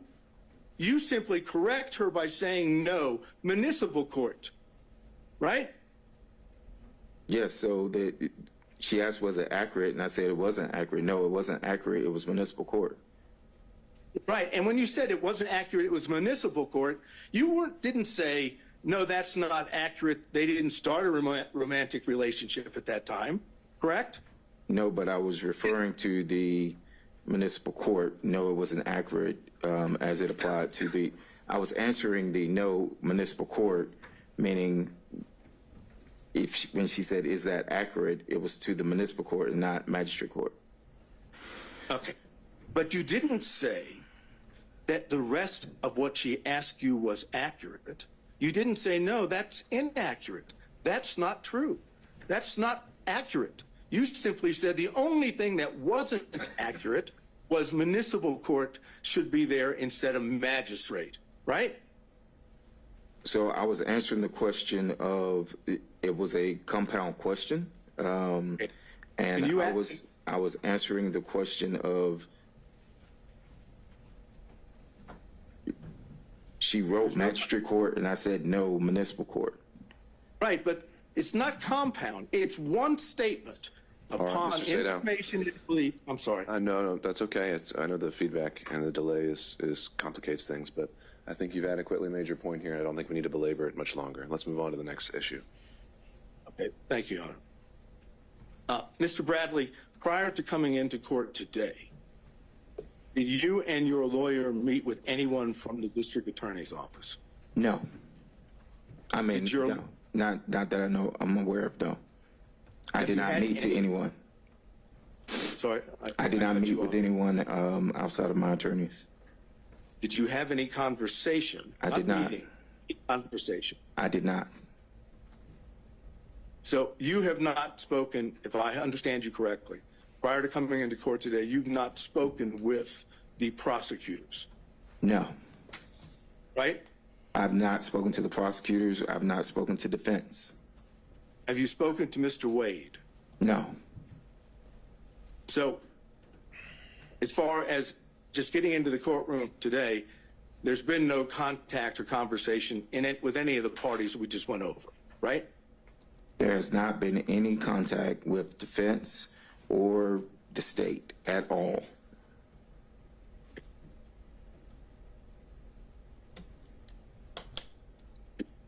I think I have basically just one or two more questions. Why would you see the need to speculate when you were texting with Miss Merchant? I think we did cover that one, Mr. Sadow.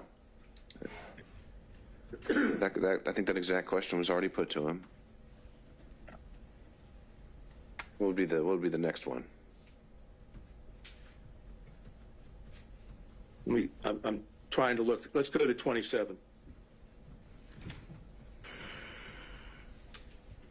Defense Exhibit 27. Do you have that now, sir? I do, sir.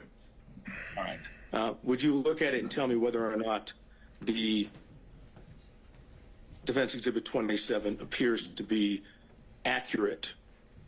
Because I want to seek to introduce it into evidence. It consists of an email to you from Miss Merchant and a text response from you, correct? But the text response was not in response. So yes, it does consist of the email and a text response. I'm not saying that the text response applies to the entire email that was sent. All I've asked you right now is, Yes. is the email and the text, are those accurate in the interaction that makes up Defense Exhibit 27? As it applies to the stapling of the email and the stapling of a text message chain, yes, that is Defendant's Exhibit 27. This is, it's accurate. Okay, I would move Defense Exhibit 27 in. I believe it was treated the same way as 26 last time. Same objections, Mr. Abadi? Yes, Judge. All right, overruled. Any other objections from defense counsel? Seeing none, Defense Exhibit 27 is admitted. All right. Anything else? Your Honor, I don't know. Yeah, I don't know whether you'll find this objectionable or not. I'll ask it, and obviously. All right. Mr. Bradley, you realize that if you were to testify under oath, that you knew from Mr. Wade that the relationship between him and Miss Willis existed before the contract in November 1st of 2021, that if you testified that you knew that from Mr. Wade, that would show that both Miss Willis and Mr. Wade had lied under oath. You know that, don't you? I'm going to object. I think that's going to call for an opinion on the credibility of another testifying witness, so I don't think that would be an appropriate question. Then that's all I have, Your Honor. Thank you, Mr. Sadow. Mr. Stockton. Just briefly, Judge. We'll see. Mr. Bradley, do I understand from your prior testimony that Ms. Merchant sent you a motion to review prior to her filing it? Objection. Calls for cumulative answers. Right. I'm going to give him just a little bit. All right, Mr. Stockton. Maybe this is going somewhere else. Did Mrs. Merchant send you a motion prior to January 8th of 2024 for you to review? That is correct. And did you in fact review that motion? That is correct. And did you indicate to Ms. Merchant that the contents of that motion seemed okay to you? Well, so you're referring to Exhibit 27, which, as I stated a few minutes ago, one is an email, one is a text chain. So in the text chain, when I never responded to the email, I never responded looks good or anything to the email that was sent to me. However, in the text chain, what you all are trying to merge together is the fact that I was asked about the contract, and that contract was $74,000, and me being added back to that. So when I said, and I think before that in that text, it referred to me being added back, and at that time I said yes, looks good. And you're aware and you recall that when Ms. Merchant presented you with that motion, she asked you not to disclose it to anyone until she filed it. Is that correct? We are covering, I think, the last 5 or 6 questions. We've covered ground. Let's get to that ultimate point. I'm trying to get there, Judge, I promise you. Okay. Repeat the question, I'm sorry.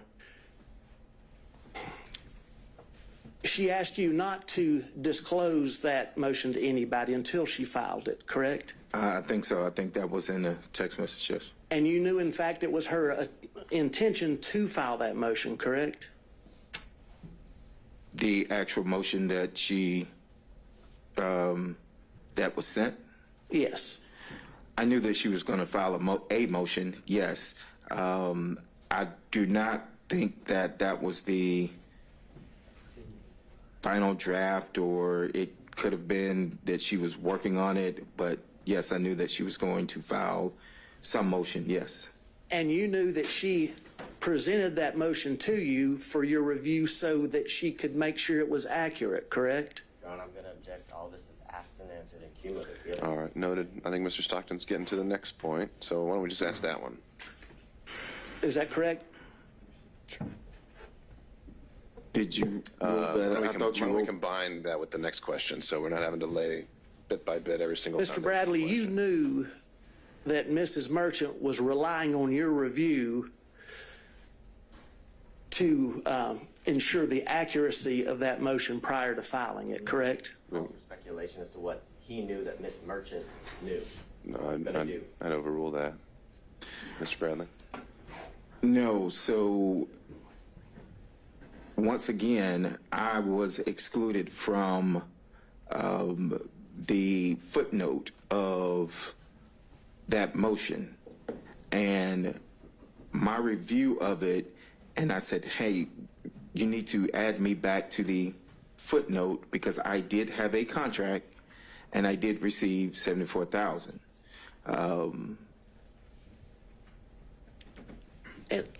If I may help you out, let's talk just about that part of the motion that deals with the relationship between District Attorney Willis and Mr. Wade. When you reviewed that, you knew that Miss Merchant. No, I did not know that she was relying on me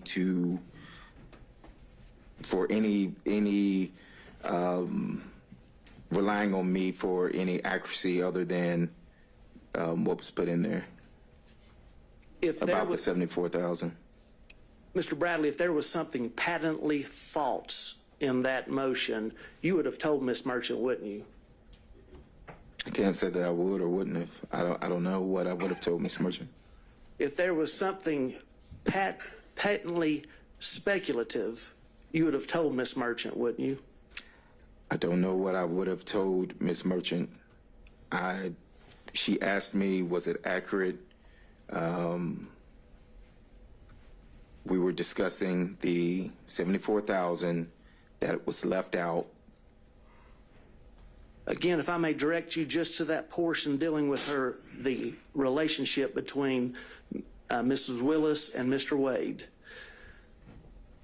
You didn't tell her that there was anything patently false in that because you didn't see anything patently false in that motion as it relates to the relationship.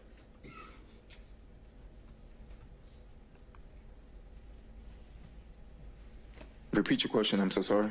You did not inform Mrs. Merchant that there was anything patently false in that motion that you were presented with as it concerns the relationship, because you did not see anything that was patently false, correct? Objection asked and answered cumulative. All right, next question, Mr. Stockton. Sustained. And you didn't see anything that was speculative in there either, did you? Asked and answered cumulative. I know, sustained, Mr. Stockton. I just want to ask you one more question. I'm coming at from the other way that Mr. Sadow did.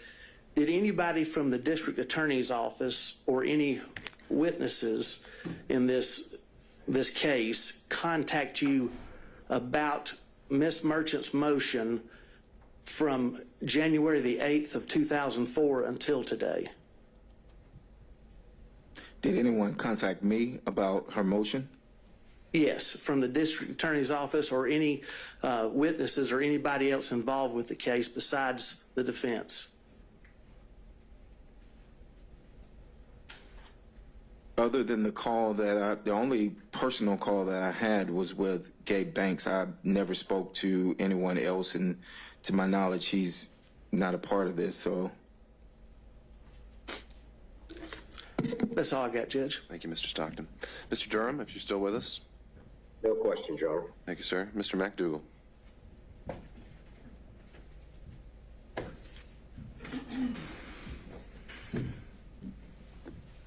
Good afternoon, Mr. Bradley. You have certain information about the relationship between Mr. Wade and Ms. Willis that is not privileged, correct? Well, that was my determination, so I think he disagrees with it. So what we're going to say his opinion's a little irrelevant on that point. Do you understand that the court has ruled that certain information that you have about the relationship between Ms. Willis and Mr. Wade is not privileged? The court's ruling, as I understood it, and as my lawyers and I understood it, of the privilege not existing was based off of a conversation that was had in my office, in the back of my office, which was confidential, with Mr. Wade and I. That's what was asked of me on yesterday, and that's what the ruling, to my knowledge, unless I'm being corrected here now and saying that it's more, it was that particular piece that the judge said did not have privilege. And have you testified already today to the sum total of your knowledge of the relationship that is outside the scope of the privilege according to the court's ruling? Can you ask that again? I'm sorry, I didn't understand it. Referring to what you understand to be the information that is not privileged, have you testified to the sum total of that information? I think I have, yes. I think I've testified to that, yes. All right, sir. That's my questions. Thank you, Mr. McDougall. Mr. Rice. Thank you. Mr. Bradley, at least as of February 15th, when you first testified, you said that you still considered yourself a I think I said that, yes. I think I did, yes. And you've been friends with Mr. Wade for over 10 years, correct? That would have been fairly accurate, yes. And you recall communicating with Ms. Merchant about this case and about Mr. Wade and Ms. Willis's relationship, correct? I'm going to object as to asked and answered and cumulative by all three of the previous. Sure. We don't delay that foundation. Why don't we combine it with the next question where you've got a new point to make? Okay. Mr. Bradley, when you communicated with Ms. Merchant, did you tell her any lies about Mr. Wade and Ms. Willis's relationship?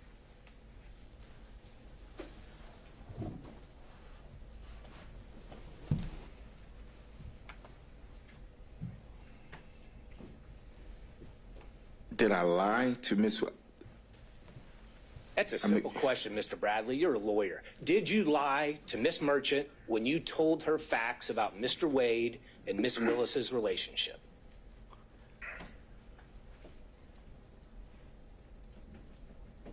Not that I recall. I don't recall.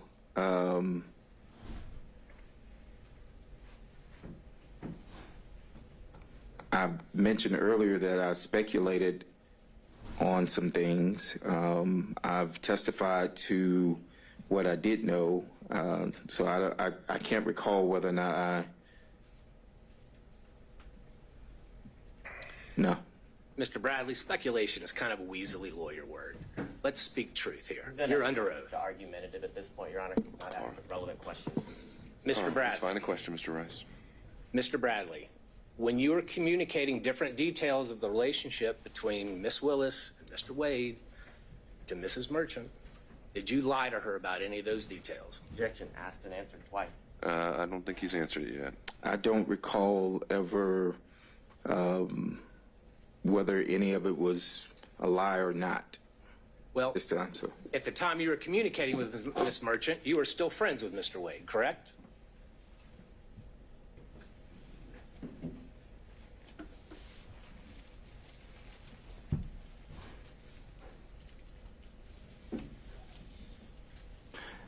yes, And at the time you were communicating with Miss Merchant, you knew that she was talking to you in her role and capacity as an attorney in this case, correct? correct. And you knew that she was going to use that information to somehow benefit and file a motion benefit her client, correct? Object to suspend. I did not know that. Okay, So see. I did not. Well, I'm sorry. So as an attorney yourself, you are testifying here under oath that you had no idea what Miss Merchant was going to do with all the details that you were giving her about Wade and Willis's relationship. So at the time, no, I did not. I knew that Miss Merchant was gathering information. That is correct. Okay. And did you lie to her when you told her that the relationship began before 2021? I don't think we need to drill into specifics. He's covered it at a high level. I don't think we're going to get much out of this. Mr. Bradley, isn't it true the only thing that has really changed? Well, you were speaking to Miss Merchant, whether by text or by telephone. You never said to her that I don't remember or that I'm speculating, correct? I don't recall. Well, you've looked through a whole lot of text messages. Do you remember ever seeing any communication from you that said, I don't remember?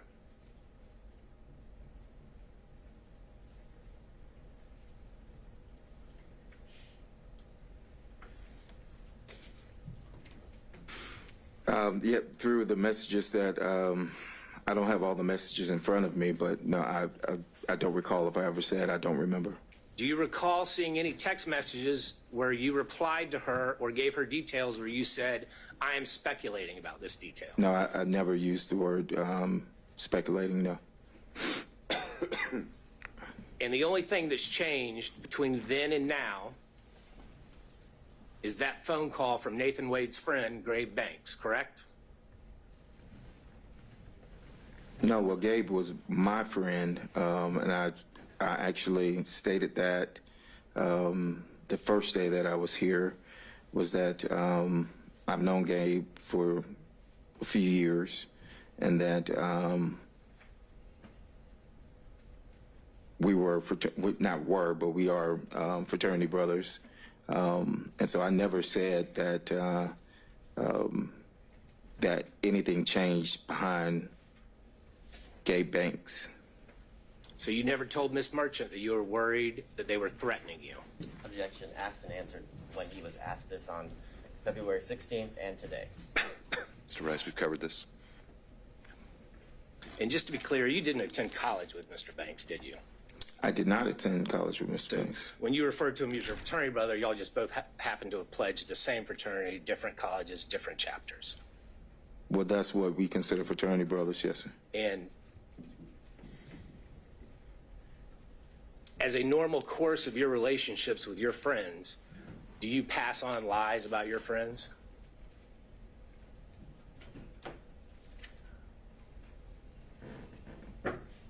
Have I passed on a lie about a friend? Is that what you're asking? Is that something you normally do, Mr. Bradley? Do you tell lies about your friends? Have I told lies about friends? I could have. I don't know. Do you tell lies about your friends about a case of national importance? Objection as to All right, overruled. I could have. I don't know.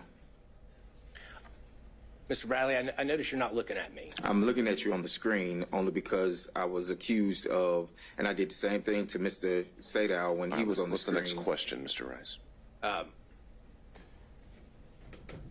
No further questions, Judge. I think it's clear. Thank you, sir. Mr. Gillen.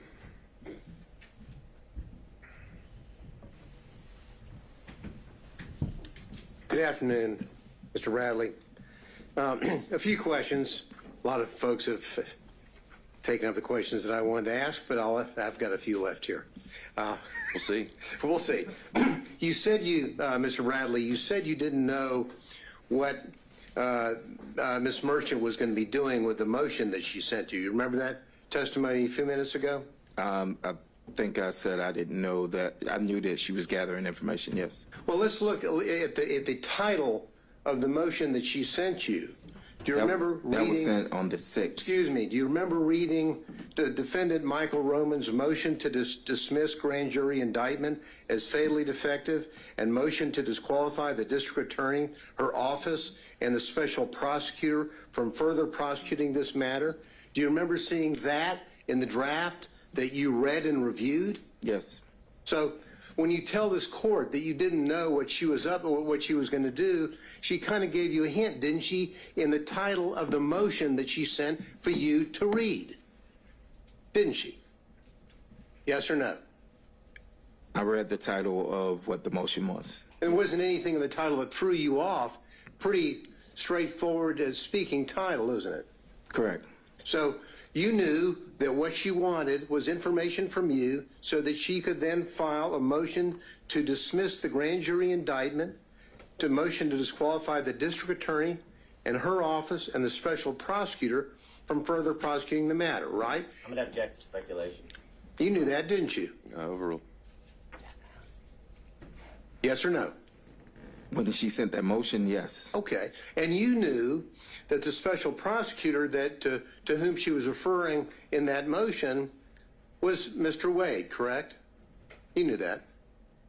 Yes. Because you read the motion, you said you reviewed it, correct? Yes. And we're not going to go over all of the, number one, because we don't have time, and number two, the court wouldn't let me. But there are a few things that I do want to ask you about in that response, in that aspect. Now, in that motion that you said you reviewed, on page 6 of that motion, well, on page 5, it starts off with, how do we know this? And there's a question mark. All right. Yeah, Mr. Gillen,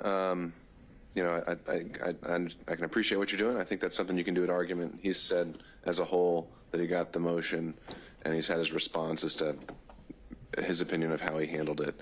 I don't see that, again, this really being necessary to go through it line by line of what. Well, a little indulgence, Your Honor. I'm not going to go. This isn't going to be a 40-minute death march through the motion.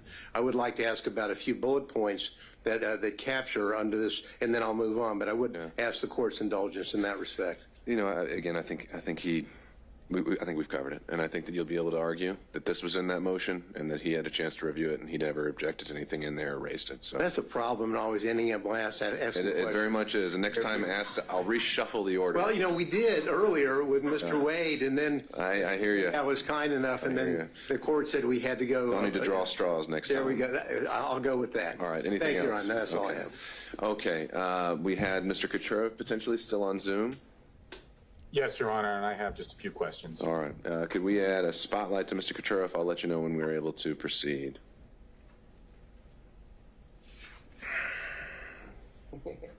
Judge, before he starts, can I take a 5-minute restroom? Absolutely. 2 hours. Yeah, we've been going 2 hours. So let's come back at 4 o'clock.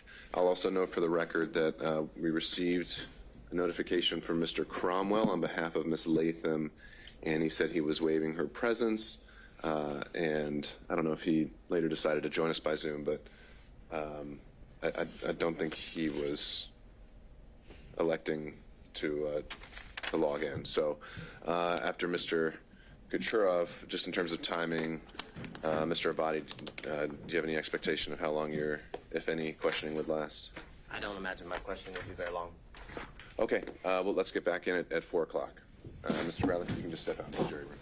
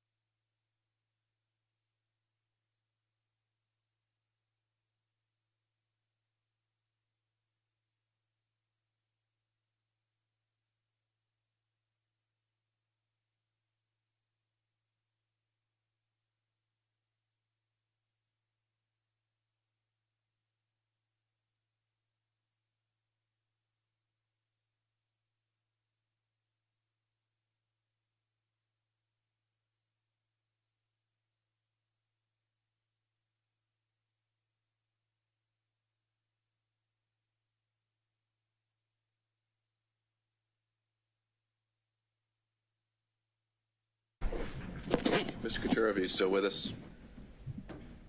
I am, Your Honor. All right, then let's go back on the record. We have Mr. Bradley here, and everyone else is here as well. You may proceed. Mr. Bradley, did you use any documents to prepare for your testimony today? No, I did not.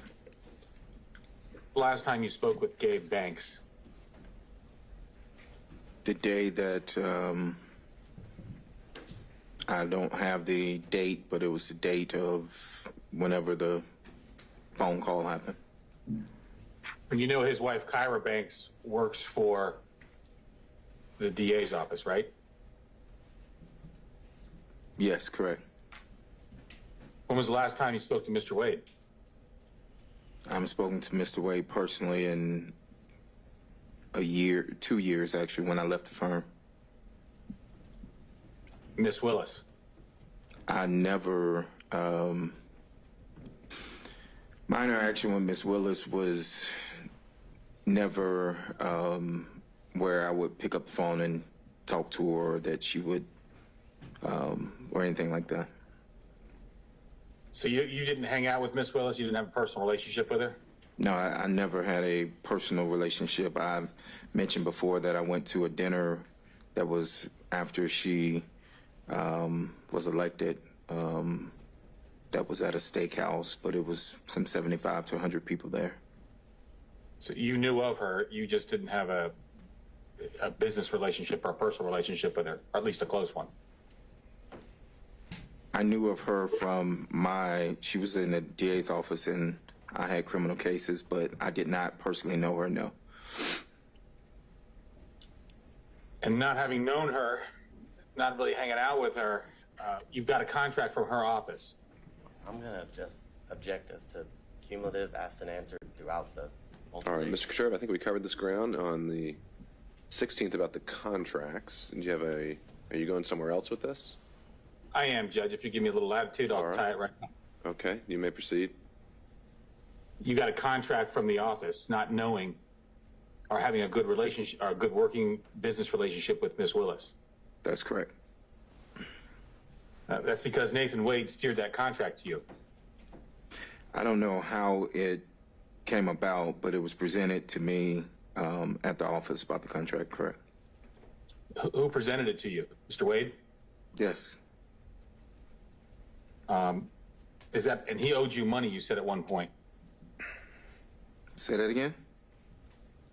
Owed you money at one point? I don't recall saying that he owes me money. Did he owe you money at one point?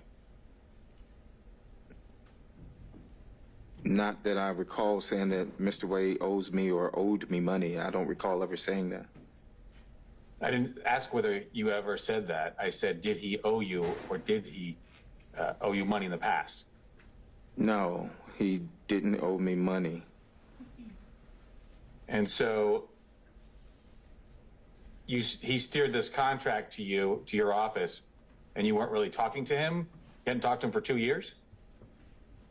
The contract was in 2021. I didn't leave until 2022. So you didn't talk with him that whole time? I left in 2022. I haven't really spoke to him since 2022 is what I stated. When I left June of 2022, around June, August dates of 2022. Other than one last question, other than your attorney, who did you speak with today about giving testimony in this case today? I spoke to my attorneys, Charles Graham and B.C. Chopra. And I have nothing further, Your Honor. All right. And again, I'll just double check to make sure. Did Mr. Cromwell ever join us by Zoom? Do we? Your Honor, I think he's still having technical issues. Okay. He did email me saying he has no questions. It appears that all relevant questions were asked. All right, thank you. So just for the record, Mr. Cromwell has been apparently watching the proceeding. He had waived his client's presence and didn't have any other questions as well. So turning it over to Mr. Abadi. And I have no questions. All right. Mr. Bradley, you can step down. Thank you, sir. Judge, you want these exhibits? I'll take those. They're not-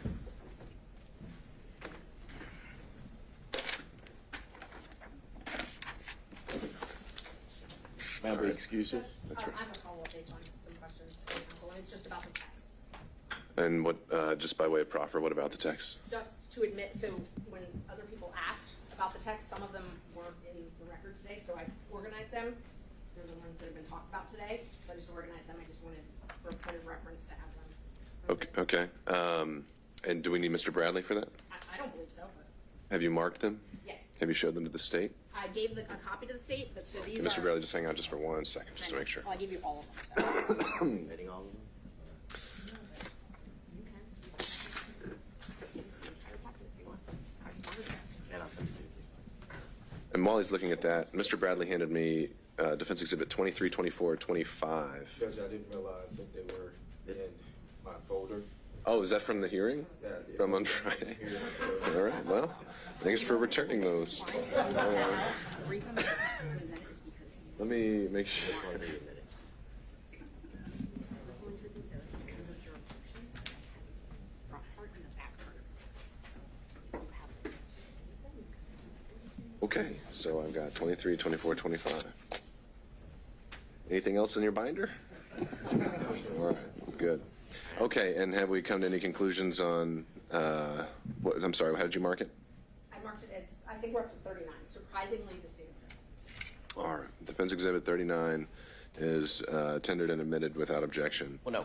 Oh, I'm sorry. Oh, okay. Text messages that weren't referenced today with, are confronted with, Okay. as it relates to Mr. Bradley. So these are additional text messages, Ms. Merchant? Yeah, so what I did was they objected that they weren't complete because like the first part of the text wasn't there. It was just like, oh, there was something before that was said. So what I did was I spent this whole time trying to line them up so that I had the beginning of the text, the middle, based on their objection. They have all the text. They can admit all of them if they want them complete. And All right. How about, I'll just do this. Just, I understand the desire just to have the complete text chain just for purposes of completing the record. I think that there's no point in having him sit here and authenticate every single one of them. So I'm willing to admit it as a court's exhibit. And only the exhibits, though, that had been previously tendered or referenced in testimony would be ones that actually are relied on for making any findings. But just so it's on the record, we have the complete text chain, should that ever be an issue for some reason. Any thoughts about that, Mr. Avati? My only thoughts are this is not the complete text chain. I was able to briefly look at Ms. Merchant's phone when she allowed us to have it for a couple of seconds, minutes, and there are text messages I know that I saw that are not in what is purported to be State's Exhibit 39. Okay, all right. Ms. Merchant, what about that? I let them take screenshots of the ones that they thought weren't there, and he sent them to himself on my phone. I have also offered to hook my phone up to whatever it is. My phone's an iPhone. His is an Android. I can't download like you could in a normal text. I told them if they had a system to get all of my texts, they can have every single one of them. We can definitely do that. Your Honor, Yeah, Mr. Rice. text that she's submitting now and tendering into evidence, they are specific parts of the conversation. The entire text chain isn't a continuous conversation subject to Rule 601. Those particular parts, given the witness's testimony, should be admitted as substantive evidence of prior and consistent statements with this testimony today. It would be up to the government and the state if they then want to introduce the rest of it. Have at it. Yeah. Sure. I think that's a fair point that if he had been confronted with a particular text, that could have been the opportunity to admit it as a prior and consistent statement for impeachment. And some of them were. But apparently some of them were not. I'm taking those out. So I'm taking out the ones that they said he wasn't confronted with, and I'm just going to admit the ones that he was confronted with. And that's fine. It just makes it more confusing, but it's fine. All right. So we have a newly marked, newly compiled 39. Let's see what the state thinks of that one.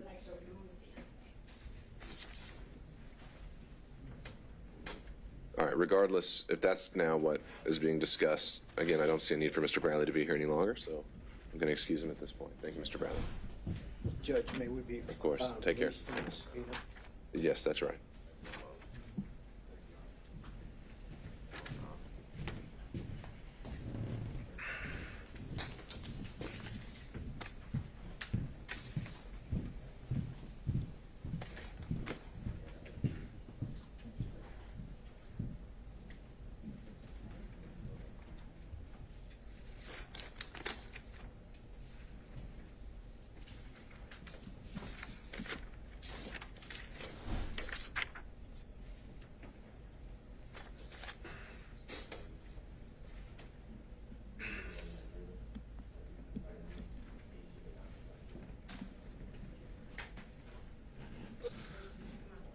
The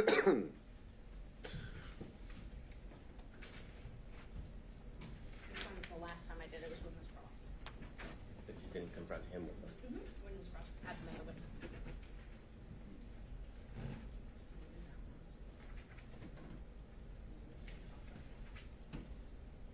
Okay, So where are we with Defense Exhibit 39? it might be helpful if you looked at them so you know what we're talking about, but I confronted him with all of these. Right, I know. So Exhibit 26, I put in so that it made sense, so you could read it. You know when you're reading a text and it's a conversation? Sure. They're upset that they're not in order now, I guess. I don't really understand, but if you want to look at them, you can. Well, let's start from the beginning. What is the purpose of Defense Exhibit 39? These are the ones that I showed him, and that I showed him today.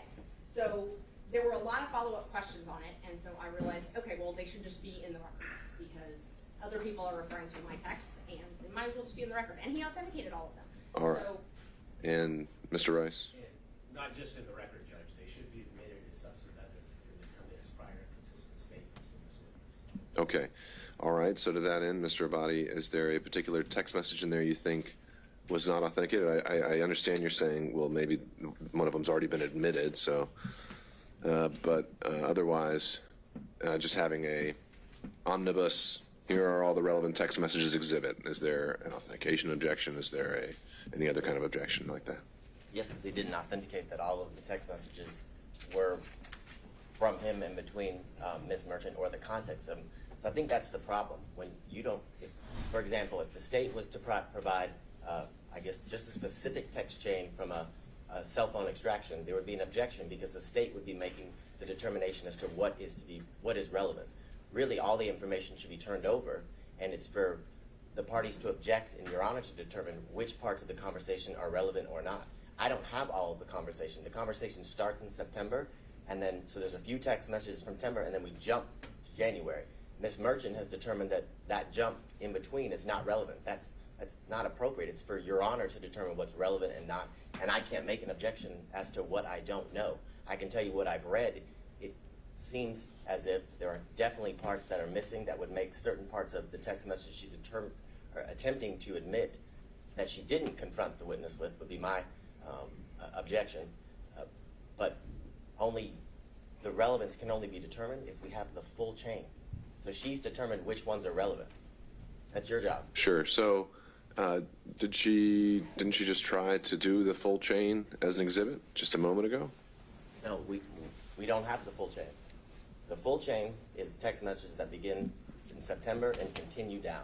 That's not contained in that entire package. They're on her phone. Okay. She'd like us to do an extraction of just that chain. All right, We have to do Ms. that Merchant, with technology. and then Mr. Gillen. yeah, not a problem. And I offered that when we were here before, and I was told they didn't have that technology. But let me just go through them one by one. It might be easier. I was trying to just do it quickly all You together. can just hand them to me. So the first, Just hand them to me. I can read them. And and I marked them all separately. while I'm reading them, Mr. Gillen, what did you have to add? Brief point, Your Honor. Apparently, this merchant has allowed the state to take screenshots of what they now contend would be the larger perspective on, and I disagree with them about the rule of completeness, but it's their job when something is admitted that if they have an objection because the context is not appropriate, they then move. And the state should move the rule of completeness, the admissibility of the other emails chain that they had. So the real issue here is their failure to comply with the rule of completeness once they had the material from the last hearing that they took screenshots of. Well, isn't that what he's doing now? Because now they're being tendered? I don't think that he is. I mean, it seemed to me that what was happening here is this Merchant has tried several different ways to get it in. She wanted everything in, and they objected to that. And she wanted the segments in that had been, the witness had been asked about, and that's what she's trying to do. My point is that if they're, at the time of frankly, of moving under the rule of completeness is at the time of the tendering. If they want to tender something to show that it should be included to be complete, that's on them, Sure. not on this merchant. All right, Mr. Abadi, last point here. So I had a very limited time with Miss Merchant's cell phone. I only had time to literally find one one part of the text message to then send to myself before Ms. Merchant demanded her phone back. So I did not have the opportunity to screenshot every act or every missing part of the conversation to then do as Mr. Gillum is saying that should be done, but it can't be done if I don't have the information.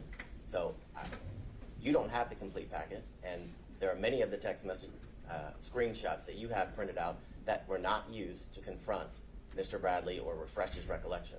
So they're inadmissible evidence. If anyone missed the opportunity, it was the defense counsel to confront him. All right. I don't think we need to go back and forth any further. Ms. Merchant, you've offered, you said, to print out a complete chain of every text exchange with Mr. Bradley since you began corresponding with him. I'll give you the chance to do that, and you can follow up by email with that exhibit. It would be the complete chain without any deletions or removals, and we'll have that marked as Defense Exhibit 39. Thank you. Judge, I have got to respond, though, that in court Friday at 1:57, when Mr. Abadi texted himself the screenshots, I literally wrote him, do you want any other screenshots? I have nothing to hide. You can download my phone if you want. So, All right, we're done. Okay, so I'll wait back to hear from y'all on Exhibit 39. And is there anything else to take up before we discuss Friday? Just kind of throwing it open to the floor. Seeing none. I believe I'd asked and put it out there among defense counsel to be considering how they would like to organize their arguments on Friday. Has there been any decisions reached on that? we're meeting tomorrow to determine that, Okay. and I can email the court when we're done with that. But we are going to make it as efficient as possible and break it up. Break it up in terms of like subject matter or something like that? If there's time limits, Yeah. imposed upon the defense at large. Yeah, that's the idea.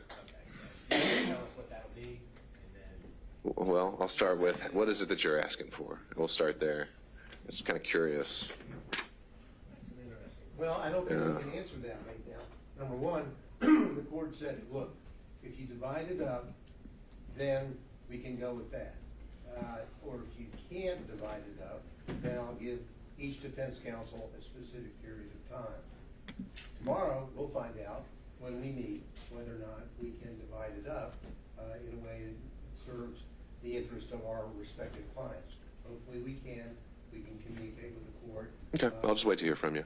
To the point of, I think the state recently filed their own motion to, I think it formally said to reopen the evidence as to another witness. I only got to read it very briefly, or I don't know if that was just saying in the alternative we'd like to reopen the evidence. I don't know, maybe someone can clarify that, but my thought there and what I think we ought to do Friday and what I would like to do on the issue of the cell phone analysis and this other affidavit filed by the state today is that both parties, any party rather, can make whatever arguments they want based on a proffer, any counter arguments they want to make based on a proffer. They would not be admitted into evidence at this point. And at this point, I need to start hearing the arguments in the law and what we've heard so far. And if I think I'm able to reach a ruling based on that, I will. However, if I think that the proffer is going to make a material determinative point, we can reopen the evidence at that point. But just the bottom line is on Friday, I do. The intention is that we're still sticking with argument, but the parties are free to address some of these issues that have been brought up post-hearing if they'd like to. Your Honor, excuse me. Uh-oh. Sorry. Let me start with Mr. Sagan. I'm alive and well with a quick question. All right. That suggests that we do not have to have a witness present on Friday for the cell phone record. That's right. Friday would just be argument, and counsel can proffer why they think it's significant. And if once I've heard the law and the argument of counsel, I decide that that is going to have some material bearing on the outcome, then we can reopen the evidence and have it properly admitted and authenticated and subject to cross-examination. Thank you. Okay. Ms. Merchant.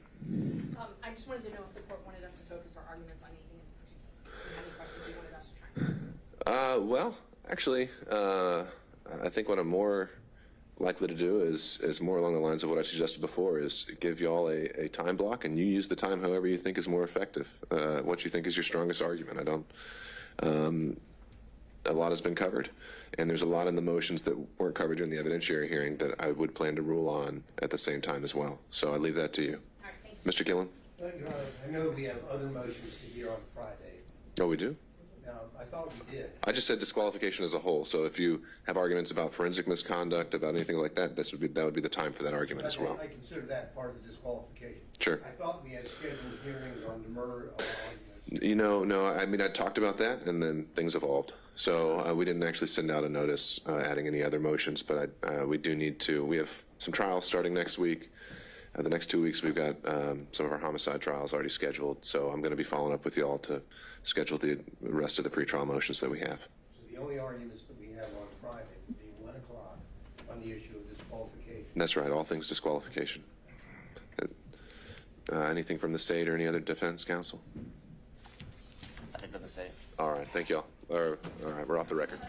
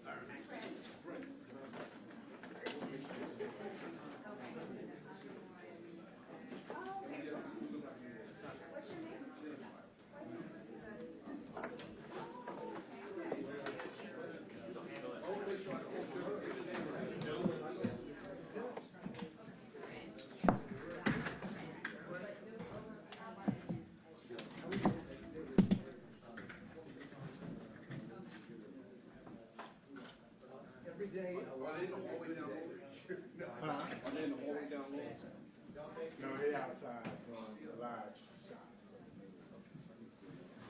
Yeah, so the car, same. I got one, but he just got 2 main cars.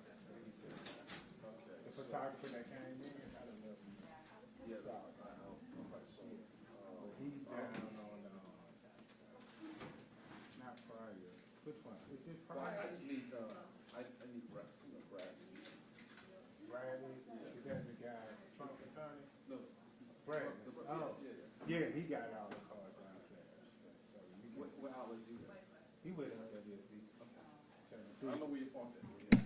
Oh, you seen the media room? no, he's down outside. Okay.